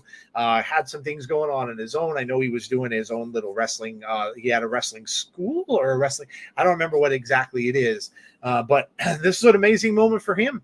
Shows up like right smack in the middle of the main event. Like he's going after the champ. He goes after the champ. Yeah. Yeah, dude. Like this isn't some slouch. He's coming in going right after the champ, which is huge. I mean, and if he is indeed signed, boy, oh boy. I mean, talk about there you go. Like talk about strapping a rocket to someone. He's going right to the forefront. So and you remember what I said earlier about he has his own promotion. Yeah, thank you. Yeah, but, that's what I meant. Same thing I said about Swerve Strickland. Yes. I want to say the same thing about Trick Williams. Just copy and paste. That's it. Yeah. I'm happy for Ethan. I think it was cool the way he came in, and you know, he definitely had that swag about him, which I like. But again, you got to introduce people because not everyone follows TNA or Impact at the time, and not everyone caught the run that the North was on. Right. So a lot of people may not know Ethan Page. Let the crowd know. Right. You know, follow this up with give us something. I got to see some backstory. So yeah, this is huge, but the fact that it was a question for a brief second that could he be signed to TNA and we just didn't know, is he signed to NXT? The fact that there was that little bit of, you know, uncertainty is really good. Oh, no doubt. Because then you're thinking it's a full-on invasion. Exactly. Yeah, like are they coming to get them? Is this just a full out? Because then you're going into territory almost like when Scott Hall and Kevin Nash showed up, and then you're wondering to yourself, like, my God, is WWE coming after WCW? What are we doing here? So yeah, it's very like before you saw that, you just didn't really know because all you got was first you see Jordan, then you see this guy. And you know his history that people that have watched TNA with us and people that have watched Impact prior, you know his history there. So, you know, then you're thinking to yourself, well, damn, because a lot of, you guys out in our audience, many of you have said, oh, he should come back to TNA. So then, like Jeff said, then all of a sudden you're thinking to yourself, well, damn, is this, did Ethan Page, remember, last time when he was in Impact, he was a heel. The North was a heel team. So did he just show up here? And now are they both coming from TNA? Are we getting a complete TNA invasion here? Yeah. So we really didn't know. But yeah, what a crazy NXT.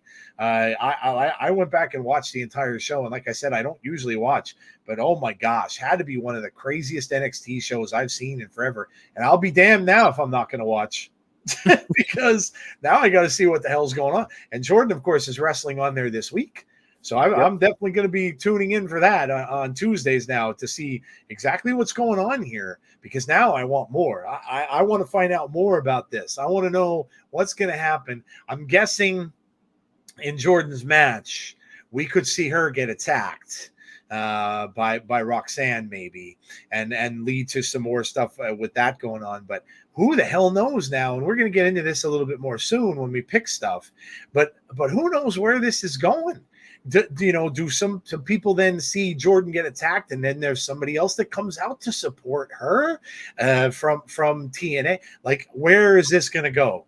And I think it's amazing. We're going to talk about it more coming up. But yeah, right here. Let's go ahead and jump into it. This is going to be tremendous. We're gonna play a little game here. We'll start off by saying we don't know what's going to happen. We don't know if this is just going to be relegated to just Jordynne Grace on NXT.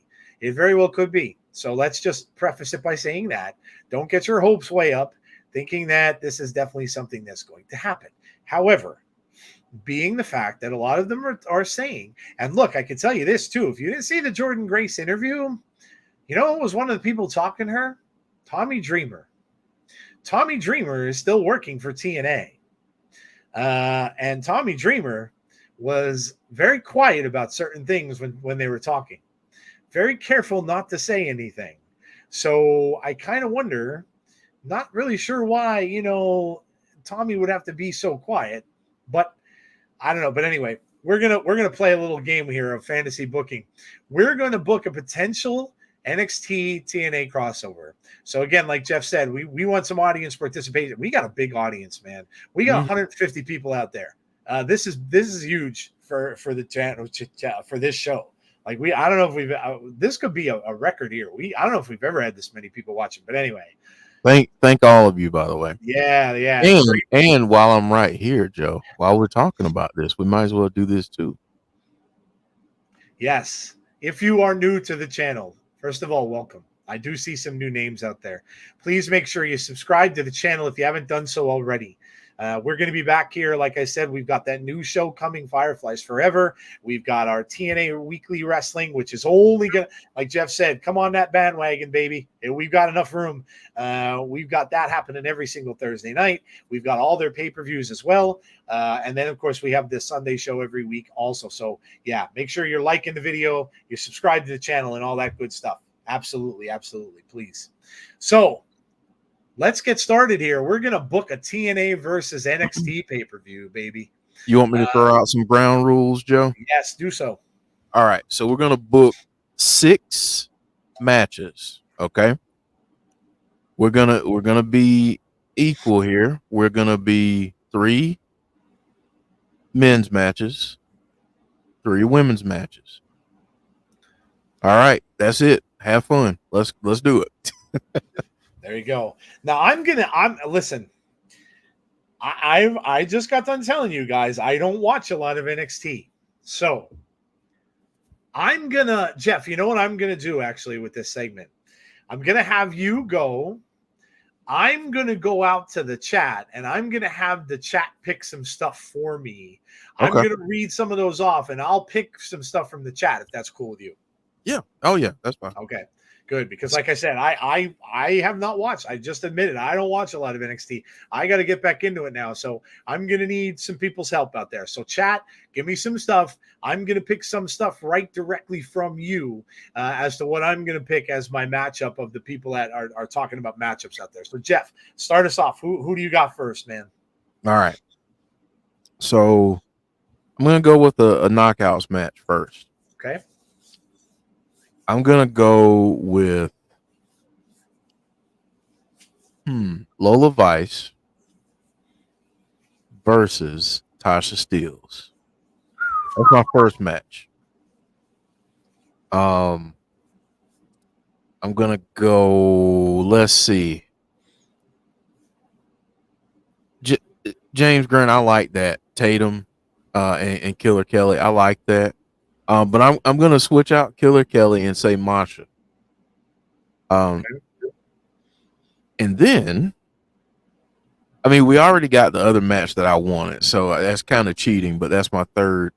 That's my third match. I want to see Jordan and Roxanne. Yeah. Yeah, that's gonna be a great one. So here, Derek with his first Dirty Derek comment of the night. So no one, I gotta get on the guy's side. I gotta get a 6-man tag because I have to see the Rascals, Trey Miguel and Zachary Wentz reunite with Wesley. Oh man, beautiful! And just somebody pick me 3 people they can. I mean, Just pick me somebody they can go against. I threw out a wild one earlier, but this is going to be like crazy wild. So stick with me on this, but I'm doing it for a reason. Yes, that makes the most sense. Gallus. So let's say that AJ loses to Cody and ends up on NXT. Let's say, for the sake of argument, that Moose is still champion. Here's what I'd really like to see. Yeah, Swag fan, Myron Reed. Yeah. Myron Reed. But here's what I'd like to see, and this is not going to happen. This is so convoluted that it's crazy, but it's my fantasy booking, and darn it, this is what I'm doing. AJ comes to NXT. He faces Moose. There's a reason why I'm doing this. He beats Moose for the title. Oh man. Goes on to Slammiversary to face Nick Nemeth. Oh boy. Is inducted into the Hall of Fame, drops the title, puts Nick Nemeth over.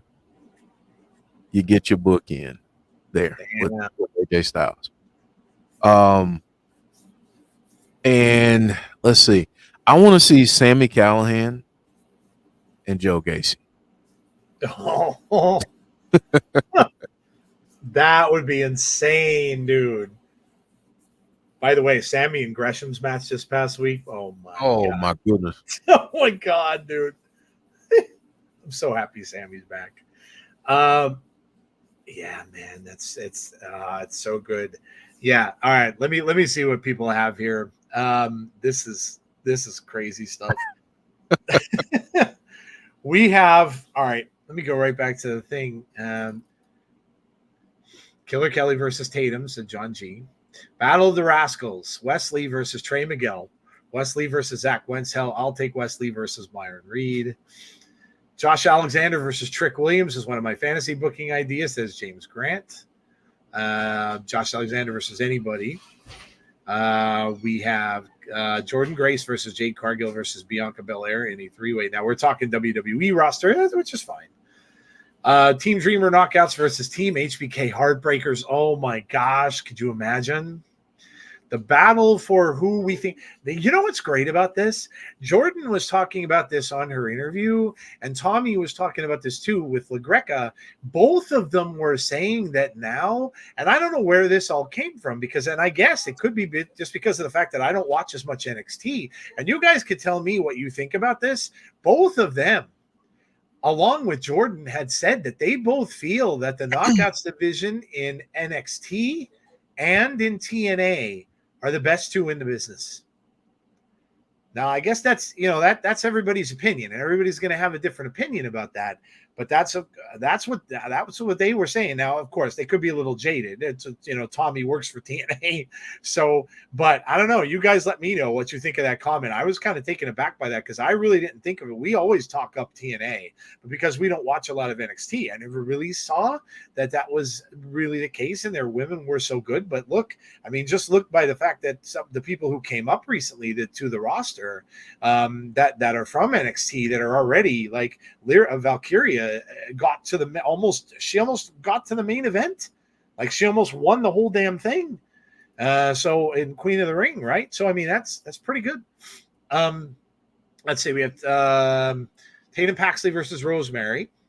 Only 6. We need 2 on a pre-show. The Angelo family versus Speedball Mountain. Oh man, that would be awesome.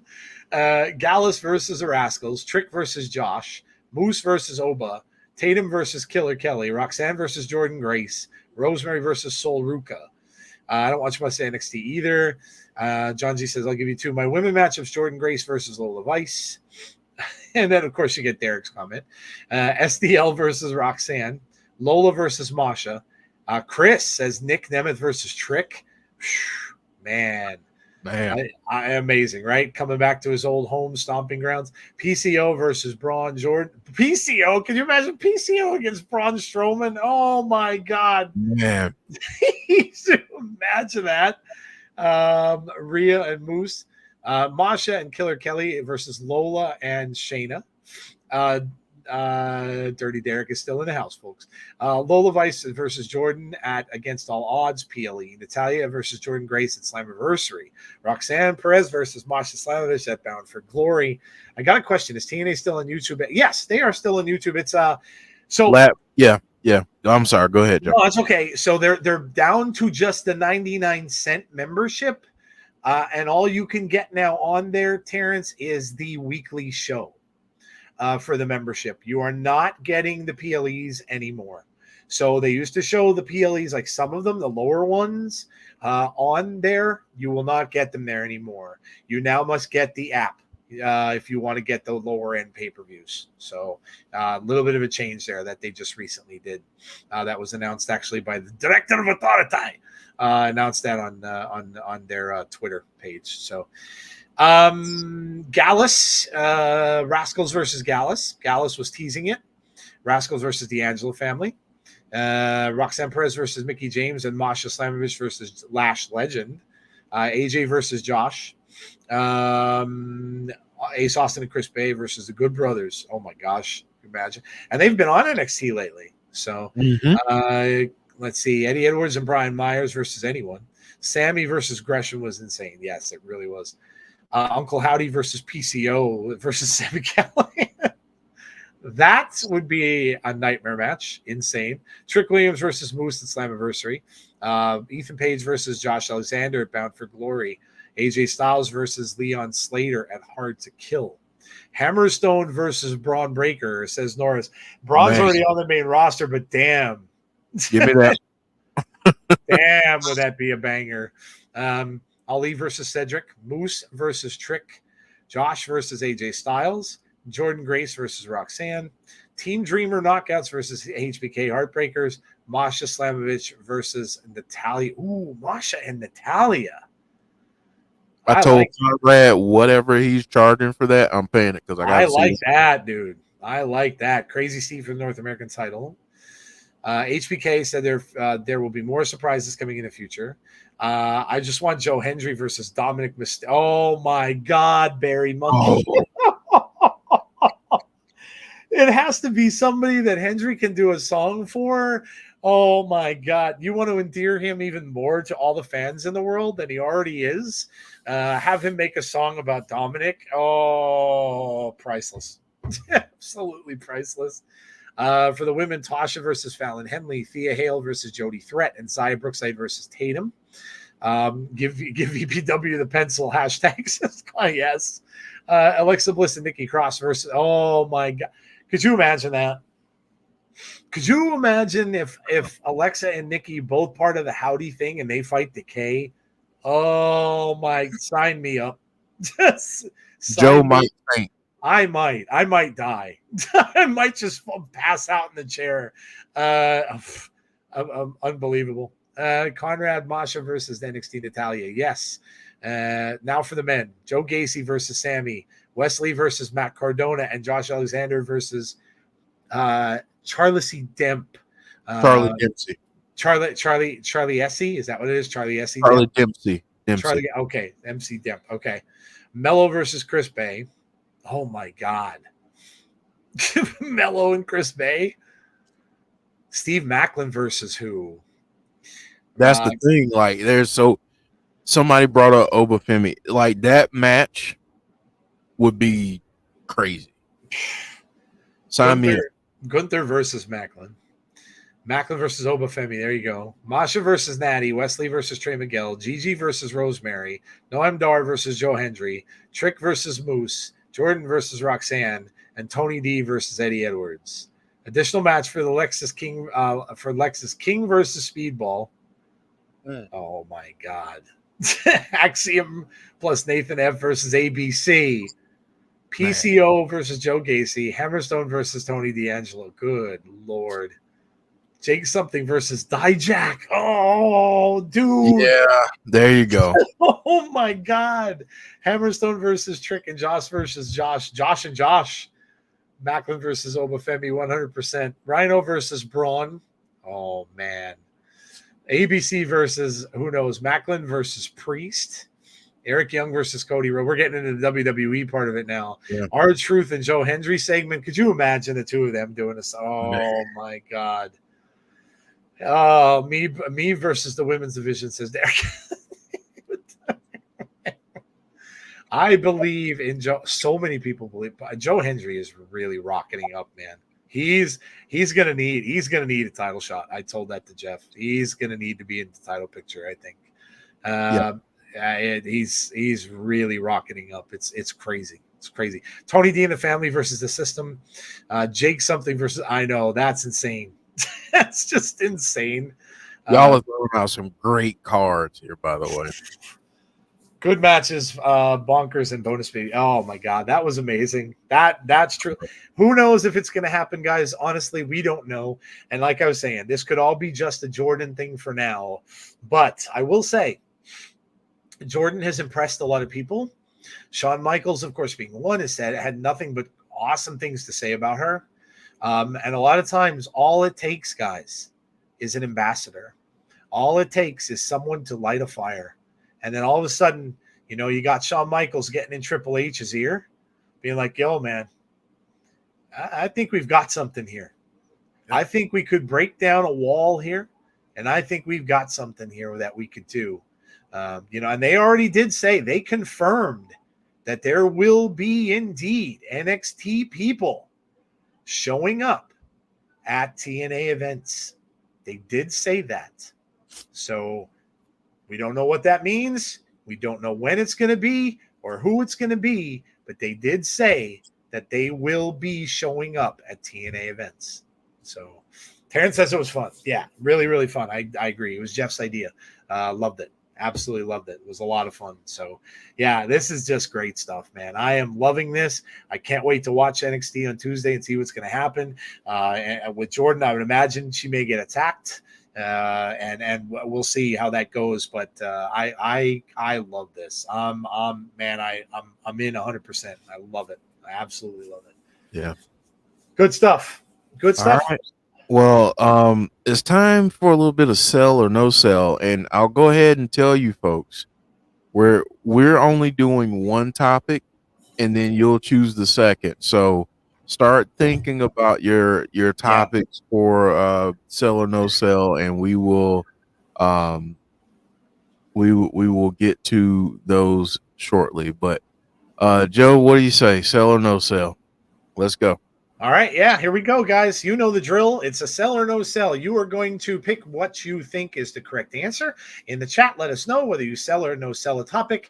And of course, like Jeff said, we're only going to do two. We're going to have the one done by us, and then we're going to ask you all to give us one topic tonight that we're all going to do together after we vote on which one, and Jeff will use the magic spinner to decide which one it will indeed be. So start thinking of your topics to give, but right now we're going to just get into the first one and play along with us, please. Starting out hot. Here we go. Starting out hot.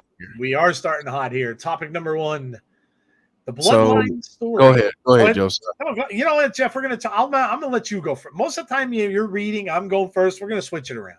I'm gonna read it. You go first. Topic number one: the bloodline story isn't as strong without Roman Reigns. I'm gonna do it like Paul Heyman. Roman Reigns. There you go. Man. Again, I know these questions are coming. But I never have an answer. I'm gonna sell it though, because I'm just gonna be honest and say that it doesn't have the same luster as when Roman was a part of it. And I think I don't want to say that I'm out of it already, because I'm not. I'm gonna give it time. I'm gonna let things play out and see where they go. I think part of it is because we saw Roman basically just absolutely do a phenomenal job as the head of the bloodline. So it's not hitting the same way for me that it did before. But I think that may just be because we got to give it more time and let it really marinate and develop. So I'm not done with it, but I think it, it's okay to say that it's not as compelling to me anyway as it was, but I'm still enjoying it. Yeah, you know what? It took a little bit of thought, but I think I'm going to sell it as well. But and not again, like kind of like Jeff has said, it's nothing against the men that are doing it now. Okay. No, not at all. First of all, Solo was kind of a silent partner for the longest time. Solo was always out there. They called him the enforcer. We never heard anything from him. Half the time he never said a damn word. So it's going to take us a while, right? I always liken this to mafia stories, to mob stories. When you have the main boss up at the top of sitting in his chair in the room, the CEO, the head of the table. When you have that, and then you lose it, and it gets knocked down, right? Another film will take a while to build up the next in line. So I think that we have to give them time. They are very different, and you could see that. Mhm. Solo is running things his own way, and his way, as many movies and mob things are, his way is violence. Mhm. Roman was more calculating, more manipulative, more I'm just very, very, very cocky and stuff like that. But he was always very calm, cool, and collected. Solo is not that. Solo fires off and does rash things. He's hitting people with cars. He's pulling out all the stop violence wise. And again, you go back to these kind of mob movies. When the other person takes over, when they knock off the mob boss, and the other person, whether it's a son, a relative, or somebody else takes over, they are usually always much more violent than the person who was there before. And then the people that are working under them kind of don't like it because they liked it the way it used to be. But now someone else is in charge. Paul Heyman very much seemed like he's afraid and doesn't like what they're doing. They won't even let him call Roman Reigns. We saw Solo tell him, no, I spoke to Roman. We all know that's not true. He didn't speak to Roman. And we're going to find that out when Roman comes back. But I just think we got to give this some time to develop. Let it go. I like how they're bringing in some of the same players in the game, right? Kevin Owens is right back in the mix. That poor guy, man. He can't get away from the bloodline. No matter what he does, he gets involved. Randy Orton, of course, is involved in this. But I like what they're doing. They're building up a new foundation here of a much more violent side of now. Violence can also mean foolishness. They do some rash things, right? And that's why sometimes you're going to see they may not win matches all the time because they're too violent. They're out of control. And this is when Roman's going to come back and be like, you're out of control. I'm putting my foot down. I'm taking over. They're not going to like that because and then that's when you're going to get the whole thing. But yeah, I'm going to sell it for now because it's how can we turn around and say that this is as strong of a story as one of the best stories ever done? You're not going to do that, right? You're not, and that's not going to happen. So yeah, I'm going to say sell. Let's see what everybody's got out there. And remember, start thinking up yours for us, please. James Grant says no sell. Brandon says no sell. Brandon Wayne Lewis says sell. Swagfan says no sell. Dylan says no sell. Conrad says sell. Joe Shipley says no. Deanna says sell. Alexa Gamer says sell. Chris does. John, Ryan all saying sell. Isaac saying no. Bonus Baby saying no. It's just different. Damien saying sell. We need Jacob Fatu badly, says Derek. I'm going to sell because the bloodline has become overrated. Swagfan says I'm changing. I'll say sell. I read it wrong. Gotta say goodnight. Good night, John. We'll see you Thursday. No sell. Roman wasn't there for 50% of it. Before the only thing that's calmed it as we don't know when he's coming back. Andrew says sell. Think Jacob will be with Roman. Yeah, Jay, Jimmy, I see a bloodline civil war happening. Yeah, no doubt. Waiting on Jacob Fatu, no cells. Solo holding it down, but Roman makes it epic. Cell says Brandon. Before Roman was always looming, and you never knew if this is the Friday he's going to show. Now you know it's going to be a bit. Thank you, Swag fan. Appreciate it. Playing Resident Evil, starting a new job this week. Have my state exam tomorrow. Good luck, A. Jobson. Hope you do well. I hope you're able to see my question for sell or no sell. Did I miss your question? I didn't see it, Derek. I missed it. Knowing Derek, it's probably going to be something dirty. Let's see. He wrote, "That's my question, Jeff," under it, but I got to go up and see a little bit quicker what it was. I missed the question itself. I didn't see it. Resend it for me if you don't mind, Derek. Yeah, I didn't see it. I think I'm not sure if it got deleted or passed by. Ooh, I see. Conrad, that's a good one, Conrad. Sell or no sell. Okay, all right. We're getting audience participation here. So here we go. So Brandon says, "Is WWE and TNA? No, wait. Does WWE and TNA do a joint pay-per-view event in 12 months or less?" Got that one. I've got Conrad's.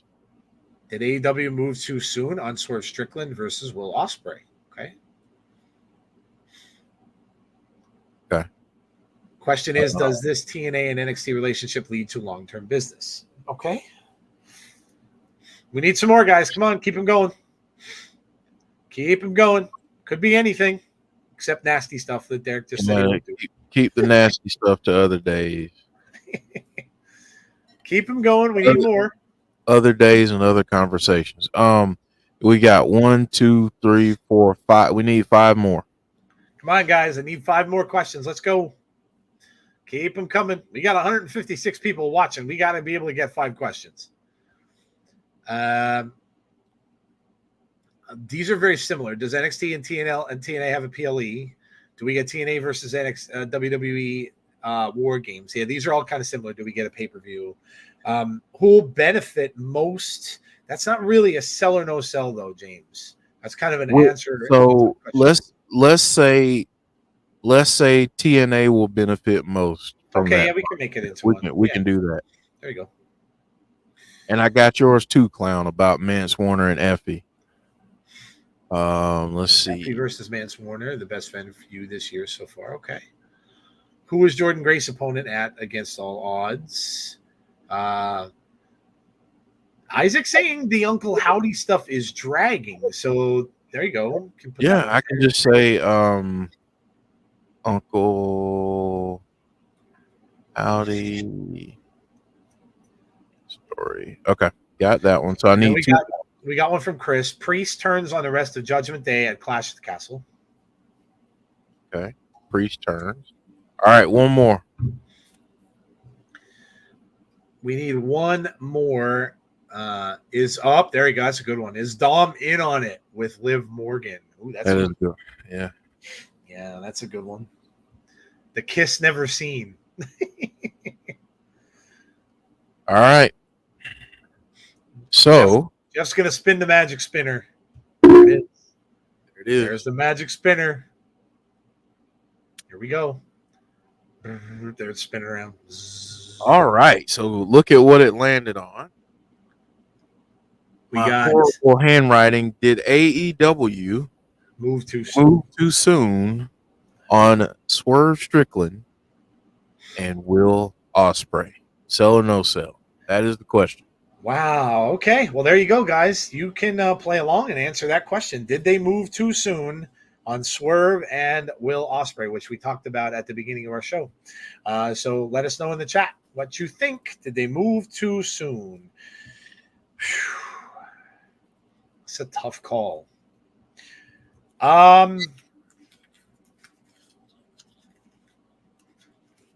You know, deep down in my heart of hearts, I'm going to say sell.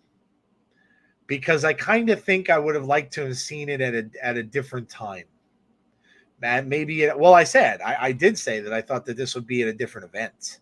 I thought this would be overseas. Because that is their biggest moneymaker, their biggest ticket selling show that they do for the year. So I kind of expected something like that for that. So I'm going to sell it. I think maybe just a little bit, that I would say that maybe they went for it just a little bit too fast here. I don't think it's a bad thing. I think either way, it's going to bring eyes to the show.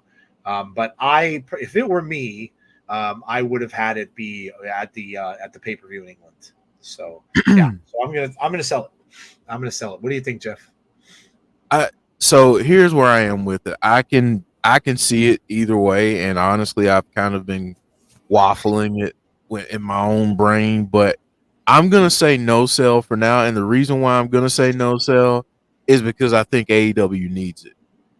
I think that at this point in time, again, regardless of if you pay attention to the numbers or not, if you listen to a lot of the online chatter, whatever you want to call it, AEW needs a boost right now.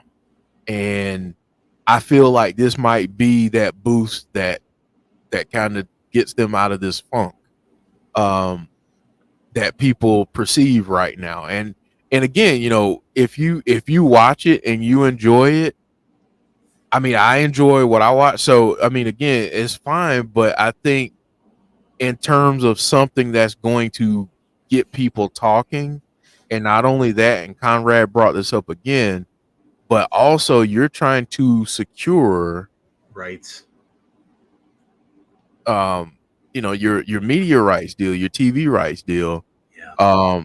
So you got to do something also to make that, make your company even more enticing to, to where you want to go and where you want to be on TV. So I think for me, for right now, I'm going to say no sell, just because I think this might be exactly what AEW needs to get some of the naysayers out of their ears and kind of put people at bay.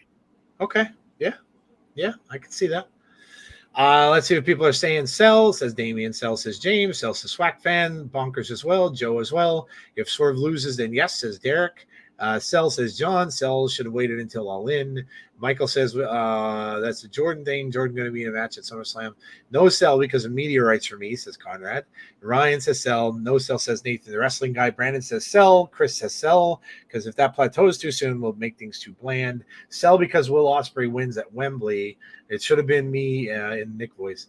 No sell. Will needs to get a loss under his belt and then circle around back.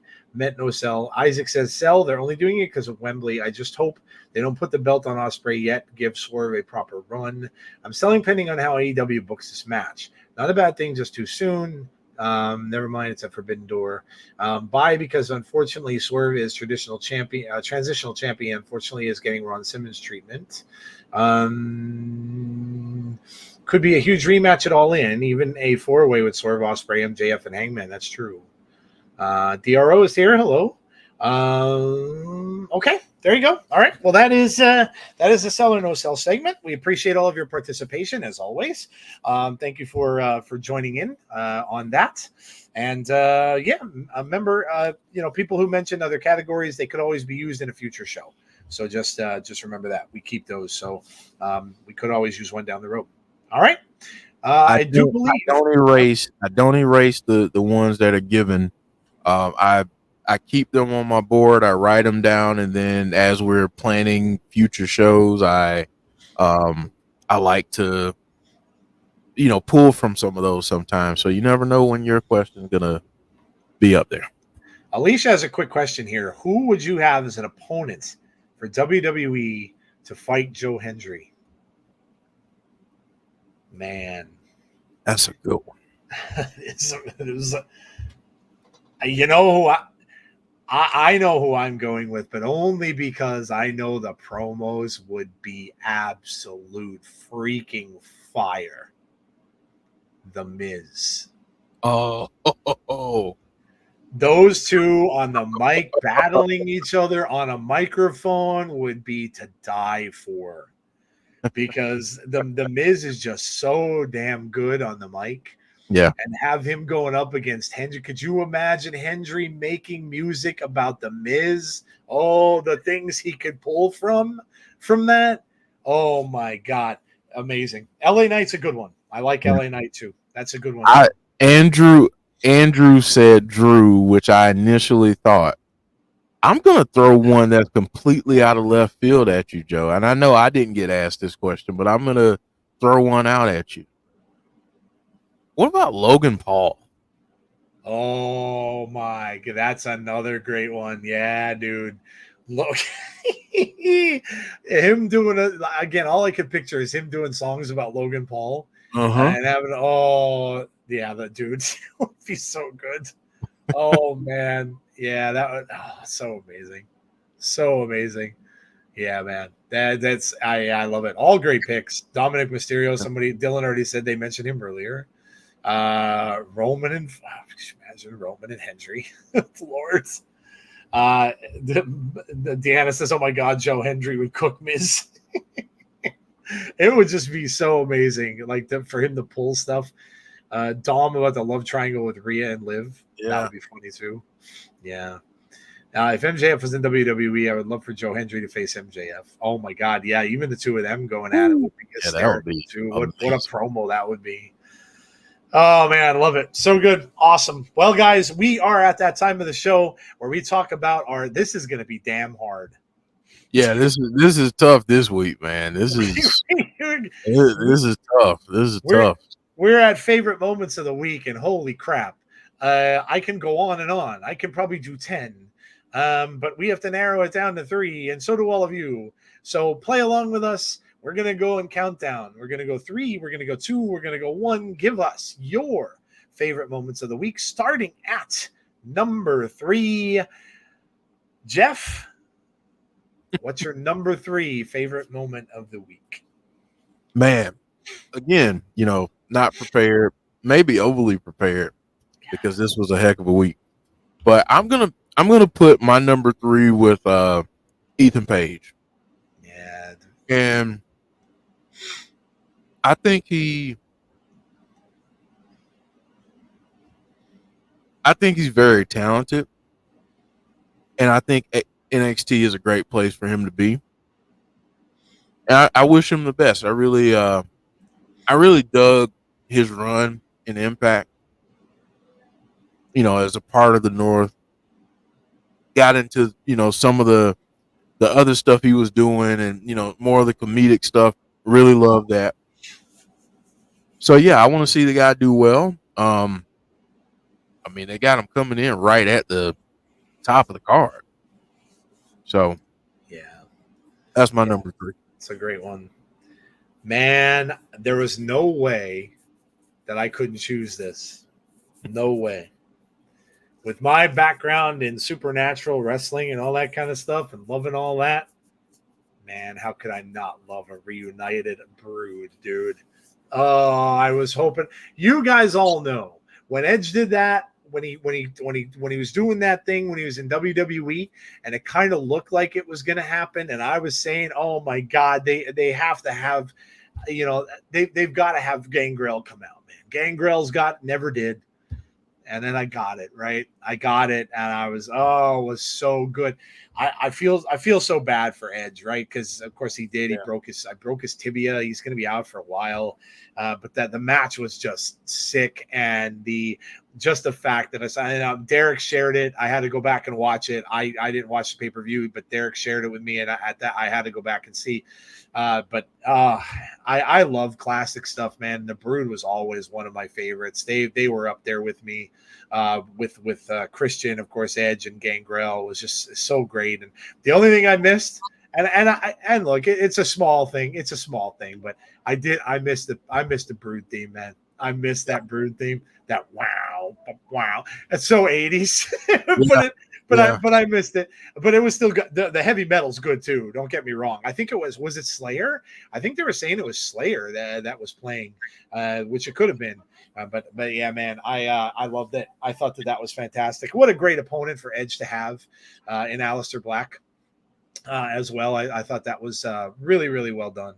And Edge, man, just listen, the man is another guy. He's just ageless, just goes out, just does his thing, just keeps on going and doing. And look, guys, this goes back to something that we talked again about on this show months and months ago. Sometimes it's just not, like sometimes a wrestler is just not meant to be staying in one certain company, right? WWE pretty much came out and said, and he come out and said this, that they just had nothing for him. And so now look at what he's able to do. Yes, he got injured and it sucks, but he's having a ball. He's doing some really fun stuff that he's always wanted to do, and I think it's great. But yeah, that's my number 3. Anytime I get a classic wrestling moment, brought out, I love it. I absolutely got it. I love it. So, all right, what's the number 3s in the chat? Let's see. Got to go all the way back. Ethan Page, the SWAC fan. Bonkers as well. Ilya versus Ricochet, says Alexa. NXT surprises Ethan Page and Jordan Grace, says Conrad. MJF's return, says Brandon Barnes. Ethan Page, says Joe. Joe the Rock's boss, said Brandon. Ospreay winning the Casino Gauntlet on Dynamite, says Nathan. Continuation of potential Alpha Academy breakup on Raw. That's such a great undercard storyline. It really is. You're waiting and waiting and waiting for Otis to snap. And it's just, he's right there. He's right there every single week. And when he finally does, oh my God. Ethan Page NXT debut, and Vic Joseph almost said AEW. Yeah, how about that? Vince McMahon would have had a heart attack right on the spot. Right on the spot, he would have had a heart attack. Angry Grandpa Minoru Suzuki joining Contra and MLW. Anarchy in the Arena at Double or Nothing. The classic stuff, very underrated. All Ego, WWE, NXT.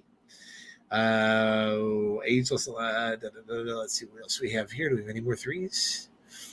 Okay, we're already getting Jordan and Ethan Page, says Derek. We're already getting into number 2s. Brandon has Dom versus Liv's Kiss. The kiss heard around the world. Yes. All right. Jeff, what's your number 2, man? All right, man. My number 2 is, we talked about this guy a lot earlier in the show, but I really want to tie it all together. I think that I felt like Double or Nothing was a good show. I felt like they had some momentum coming out of that, with MJF returning. The whole thing with Gangrel being that was awesome. So yeah, that's where I'm gonna go, and gotta shout out, and I know polarizing person that I'm about to bring up, Mercedes Moné. I love Willow. I do.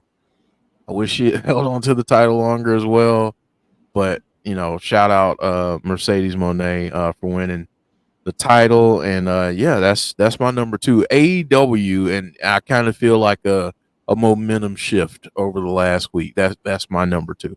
Okay. All right. Oh man. My number 2, I'm gonna go out, and this really isn't necessarily a wrestling moment per se, but several things that are going on. I'm gonna go into because like I said, this over this past week, or maybe even a little longer, so maybe this past 2 weeks, I've gotten back into the swing of things with the whole QR code stuff. I'm following it again. I'm looking at the codes. I'm doing all that. And I got to say that the creepiness of the videos brought me in. So I'm back into this story. I'm really glad I am, because I'm sure, being a Bray Wyatt fan, that it was going to happen eventually. I'm really glad that I am, and I'm thankful for the fact that we got some really creepy ass videos that brought me back. So that's my number 2. I'm excited again for it. I love that. Even the picture that we got recently of Howdy, where he's across that body of water and he just has his hands up like this in the air. You know what it reminded me of? It reminded me of It. When they had that sequence where the clown was all the way out by the sewer, and you couldn't really see him in the distance. Where they're pulling this good from. Stuff. It's good stuff. Yeah, it really is. So yeah, I'm all the way back in with it. I think it's great. I'm all in now, and yeah, I think they're doing a fantastic job with it overall.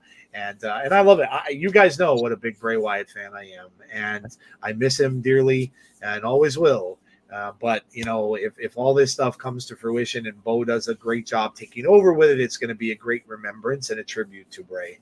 So yeah, that's my number 2. All right, let's see what we got in the chat here from peeps. Let's see where the number 2s are. AJ Styles pulling a Mark Henry, says James Grant. We have Brandon Wayne Lewis, AJ Styles versus Cody. We have AEW DON show. Kind of reminded me of how far AEW has come in 5 years, and MLW Battle Riot surprises. Okay, yeah, very good. Grace on NXT. AJ's Henry turn. The fake Alexa Bliss backstage on Raw. Nobody knows who that even is. No. And then there's Alexa tweeting saying, "I don't know who that is." And of course, people still didn't even believe it. They're like, "She's lying." Come on, man. Gangrel coming through. Oh, so good. So good. Number 2 was Liv and Dom's Kiss. AJ pulled Mark Henry was number 3 for you in TNA Invasion on NXT. Number 2, MJF's return.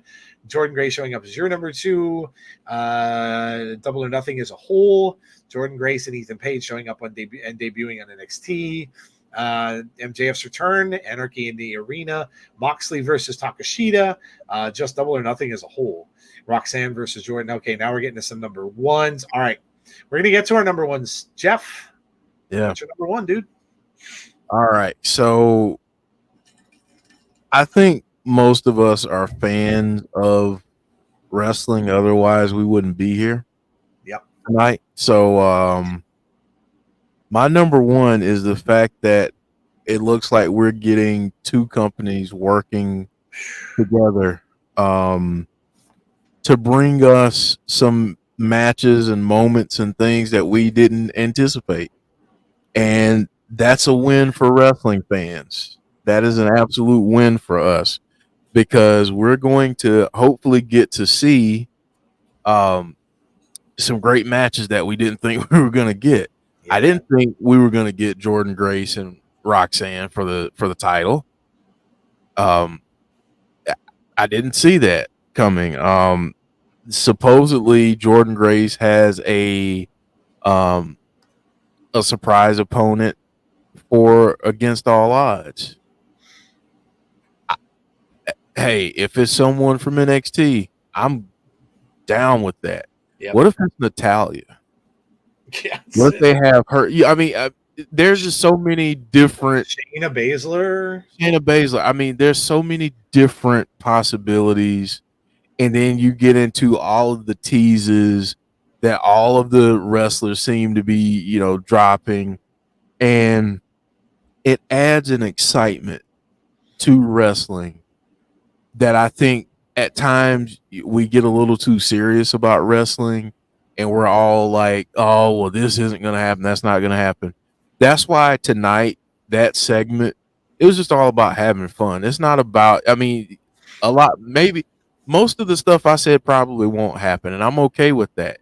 But it's about having fun with it. Right. And being able to say, okay, you can never say never in wrestling anymore, but this is pretty awesome. So that's why it's my number 1. I have a 1 and a 1A. My 1A is the Mark Henry thing with AJ Styles. Was just chef kiss fantastic. It took me a little while to get it, and then it dawned on me, and it brought back memories, and I loved it. Oh my god! Even down to when Mark was saying, I'm coming home to my daughter. Just down to that. It was just done so well. And so that's my 1A. And of course, my number 1 is the same as Jeff's. Anytime that something can blow up the status quo of what we think is wrestling, and something that, look, I grew up as a big, I'm a big Geeks fan. I'm a nerd. I like all that. Jeff's got the Spider-Man thing up there. I remember I watched that episode. That's a 1967 cartoon that I watched when I was probably about 5. So I know where that's from. Everybody knows it as a meme. I remember watching that. So I'm a big nerd and I love all that stuff. One of the biggest things I would love to see on a big screen someday is Marvel versus DC. I don't think they will ever do it because the two studios would have to get together, but they would make a freaking fortune. I mean, the battles of those heroes between those two companies going at it, and oh my God, you got it in the comic books. It happened once, but I would love to see it. And this is what reminds me of that. We never thought in a million years, if you would have said to anybody 3 years ago, 5 years ago, that you're going to get the TNA Knockouts champion invading NXT, and people would have thought you were insane. They're like, there's no way that's ever going to happen. Get out of here. As I say, you're never going to, nobody crosses over and does things like that. Nobody, and then AEW started their whole thing with New Japan. And then we had Impact working with, of course, with Kenny Omega. And that whole thing started. And then they started working a little bit with New Japan. Now, all of a sudden, we're getting more and more and more. But the whole thing, the black sheep of all that was WWE's never going to work with anyone. That is what was coming out. Well, guess what? WWE is indeed working with someone. We don't know exactly where it's going to go, but the fact that, that has to be number one. It has to be. No one expected it on a random NXT on a Tuesday night. Out of the blue, they just blew everyone's mind in the wrestling business. Kudos. Yeah. Fantastic. And Jeff, like we alluded to, it was hidden. No one knew it was going to happen. Mm-hmm. Fantastic. Wonderful. And I can't wait to see what it's going to be. Number ones, let's see what we got. Gunther versus Randy Orton.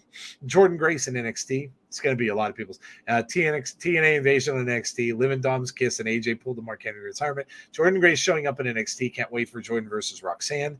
Dynamite Gauntlet match was fun and better than the one in April. Will Ospreay versus Swerve Strickland and Stephanie Walker versus Mercedes Moné. TNA Invasion on NXT. Ethan Page and Jordan debut on NXT. AJ Henry, Styles fake retirement on SmackDown. Anarchy in the arena match, especially the Darby Allin setting Jack Perry on fire. That was wild. That was just wild. Liv kissing Dom. It needs to be close to Chi-Town. GWC Cage of Survival, the story told between Effie and Mance Warner. Deathmatch wrestling has a place, and this was poetic. Very cool, Clown. I like it. Something different. Number one was AEW Double or Nothing from the return of MJF to Anarchy in the arena, in which, during the match, Darby Allin and Jack Perry trying to commit a homicide on each other. And Steven says Jordan appears in NXT, the first of many to come. Jordan Grace on NXT says bonus baby. Jordan Grace on NXT. AJ pulls a Mark Henry. AJ pulling a Mark Henry says Joe. Jordan TNA Double or Nothing Speedball and Trent says bonkers. Huge TNA chance on NXT. Yeah, how about that too? Not only did we get Jordan chance, we got TNA chance too. That's crazy. On this Tuesday night, it's NXT's Go Home show, special NXT Battleground. It's going to happen. So there you go. Yeah, awesome. I love it. I love all the favorite moments. And look, I had said at the start of this show that this was one of my most favorite weeks in a long, long time as a wrestling fan, and I wasn't kidding. This was really a tremendous week in wrestling. So awesome. And I'm so glad we got to be here with you guys tonight to talk about it all, because it was a wonderful week to relive. And it's just going to keep going and going from here. So yeah, 150 strong still out there, guys. We appreciate you. Yeah. Thank you. Thank you all. Yeah. We appreciate all of you. For wherever you're watching from, whether it be on the X, whether it be on YouTube, whatever, we appreciate all of you for coming out. So awesome stuff. Guys, that's going to be about it. It's 11 o'clock. The hour is, and that's going to about do it for this episode of Between the Ropes. Again, don't forget, we will be back on Thursday for TNA, our weekly TNA show. Come and join us. Jump on that TNA bandwagon if you haven't already done so, because you don't know what's going to happen. Plenty of room. Yeah, you don't know what's going to happen there either. So jump on that bandwagon. They did say there could be some NXT people maybe mixing in there a little bit. So 8 o'clock p.m. Eastern Standard Time this Thursday. We'll be right back here next Sunday for another episode of Between the Ropes. And then, of course, coming up we've got a pay-per-view, I think, coming up actually for AEW or for TNA very soon as well. So that'll be, I think it's in a few weeks on a Friday. 14th. Is it 14th? Let me look and see. While we're on right here, I think so. We're not that far away. I know we're not. Yeah, I think it's June 14th. But yeah, so that's coming up soon as well. So keep that in mind also. Yep, June 14th against all odds. So there you go. If we're gonna get something, it may very well be at that. So stay tuned for that. But all right, guys, that's gonna do it. Hope you have a great rest of your night. Please stay safe. Be kind to one another always, especially on the socials. And hopefully we will see you all for our next episode of the show. Have a great night, guys. Take care, and we'll talk to you all soon. Good night, everybody.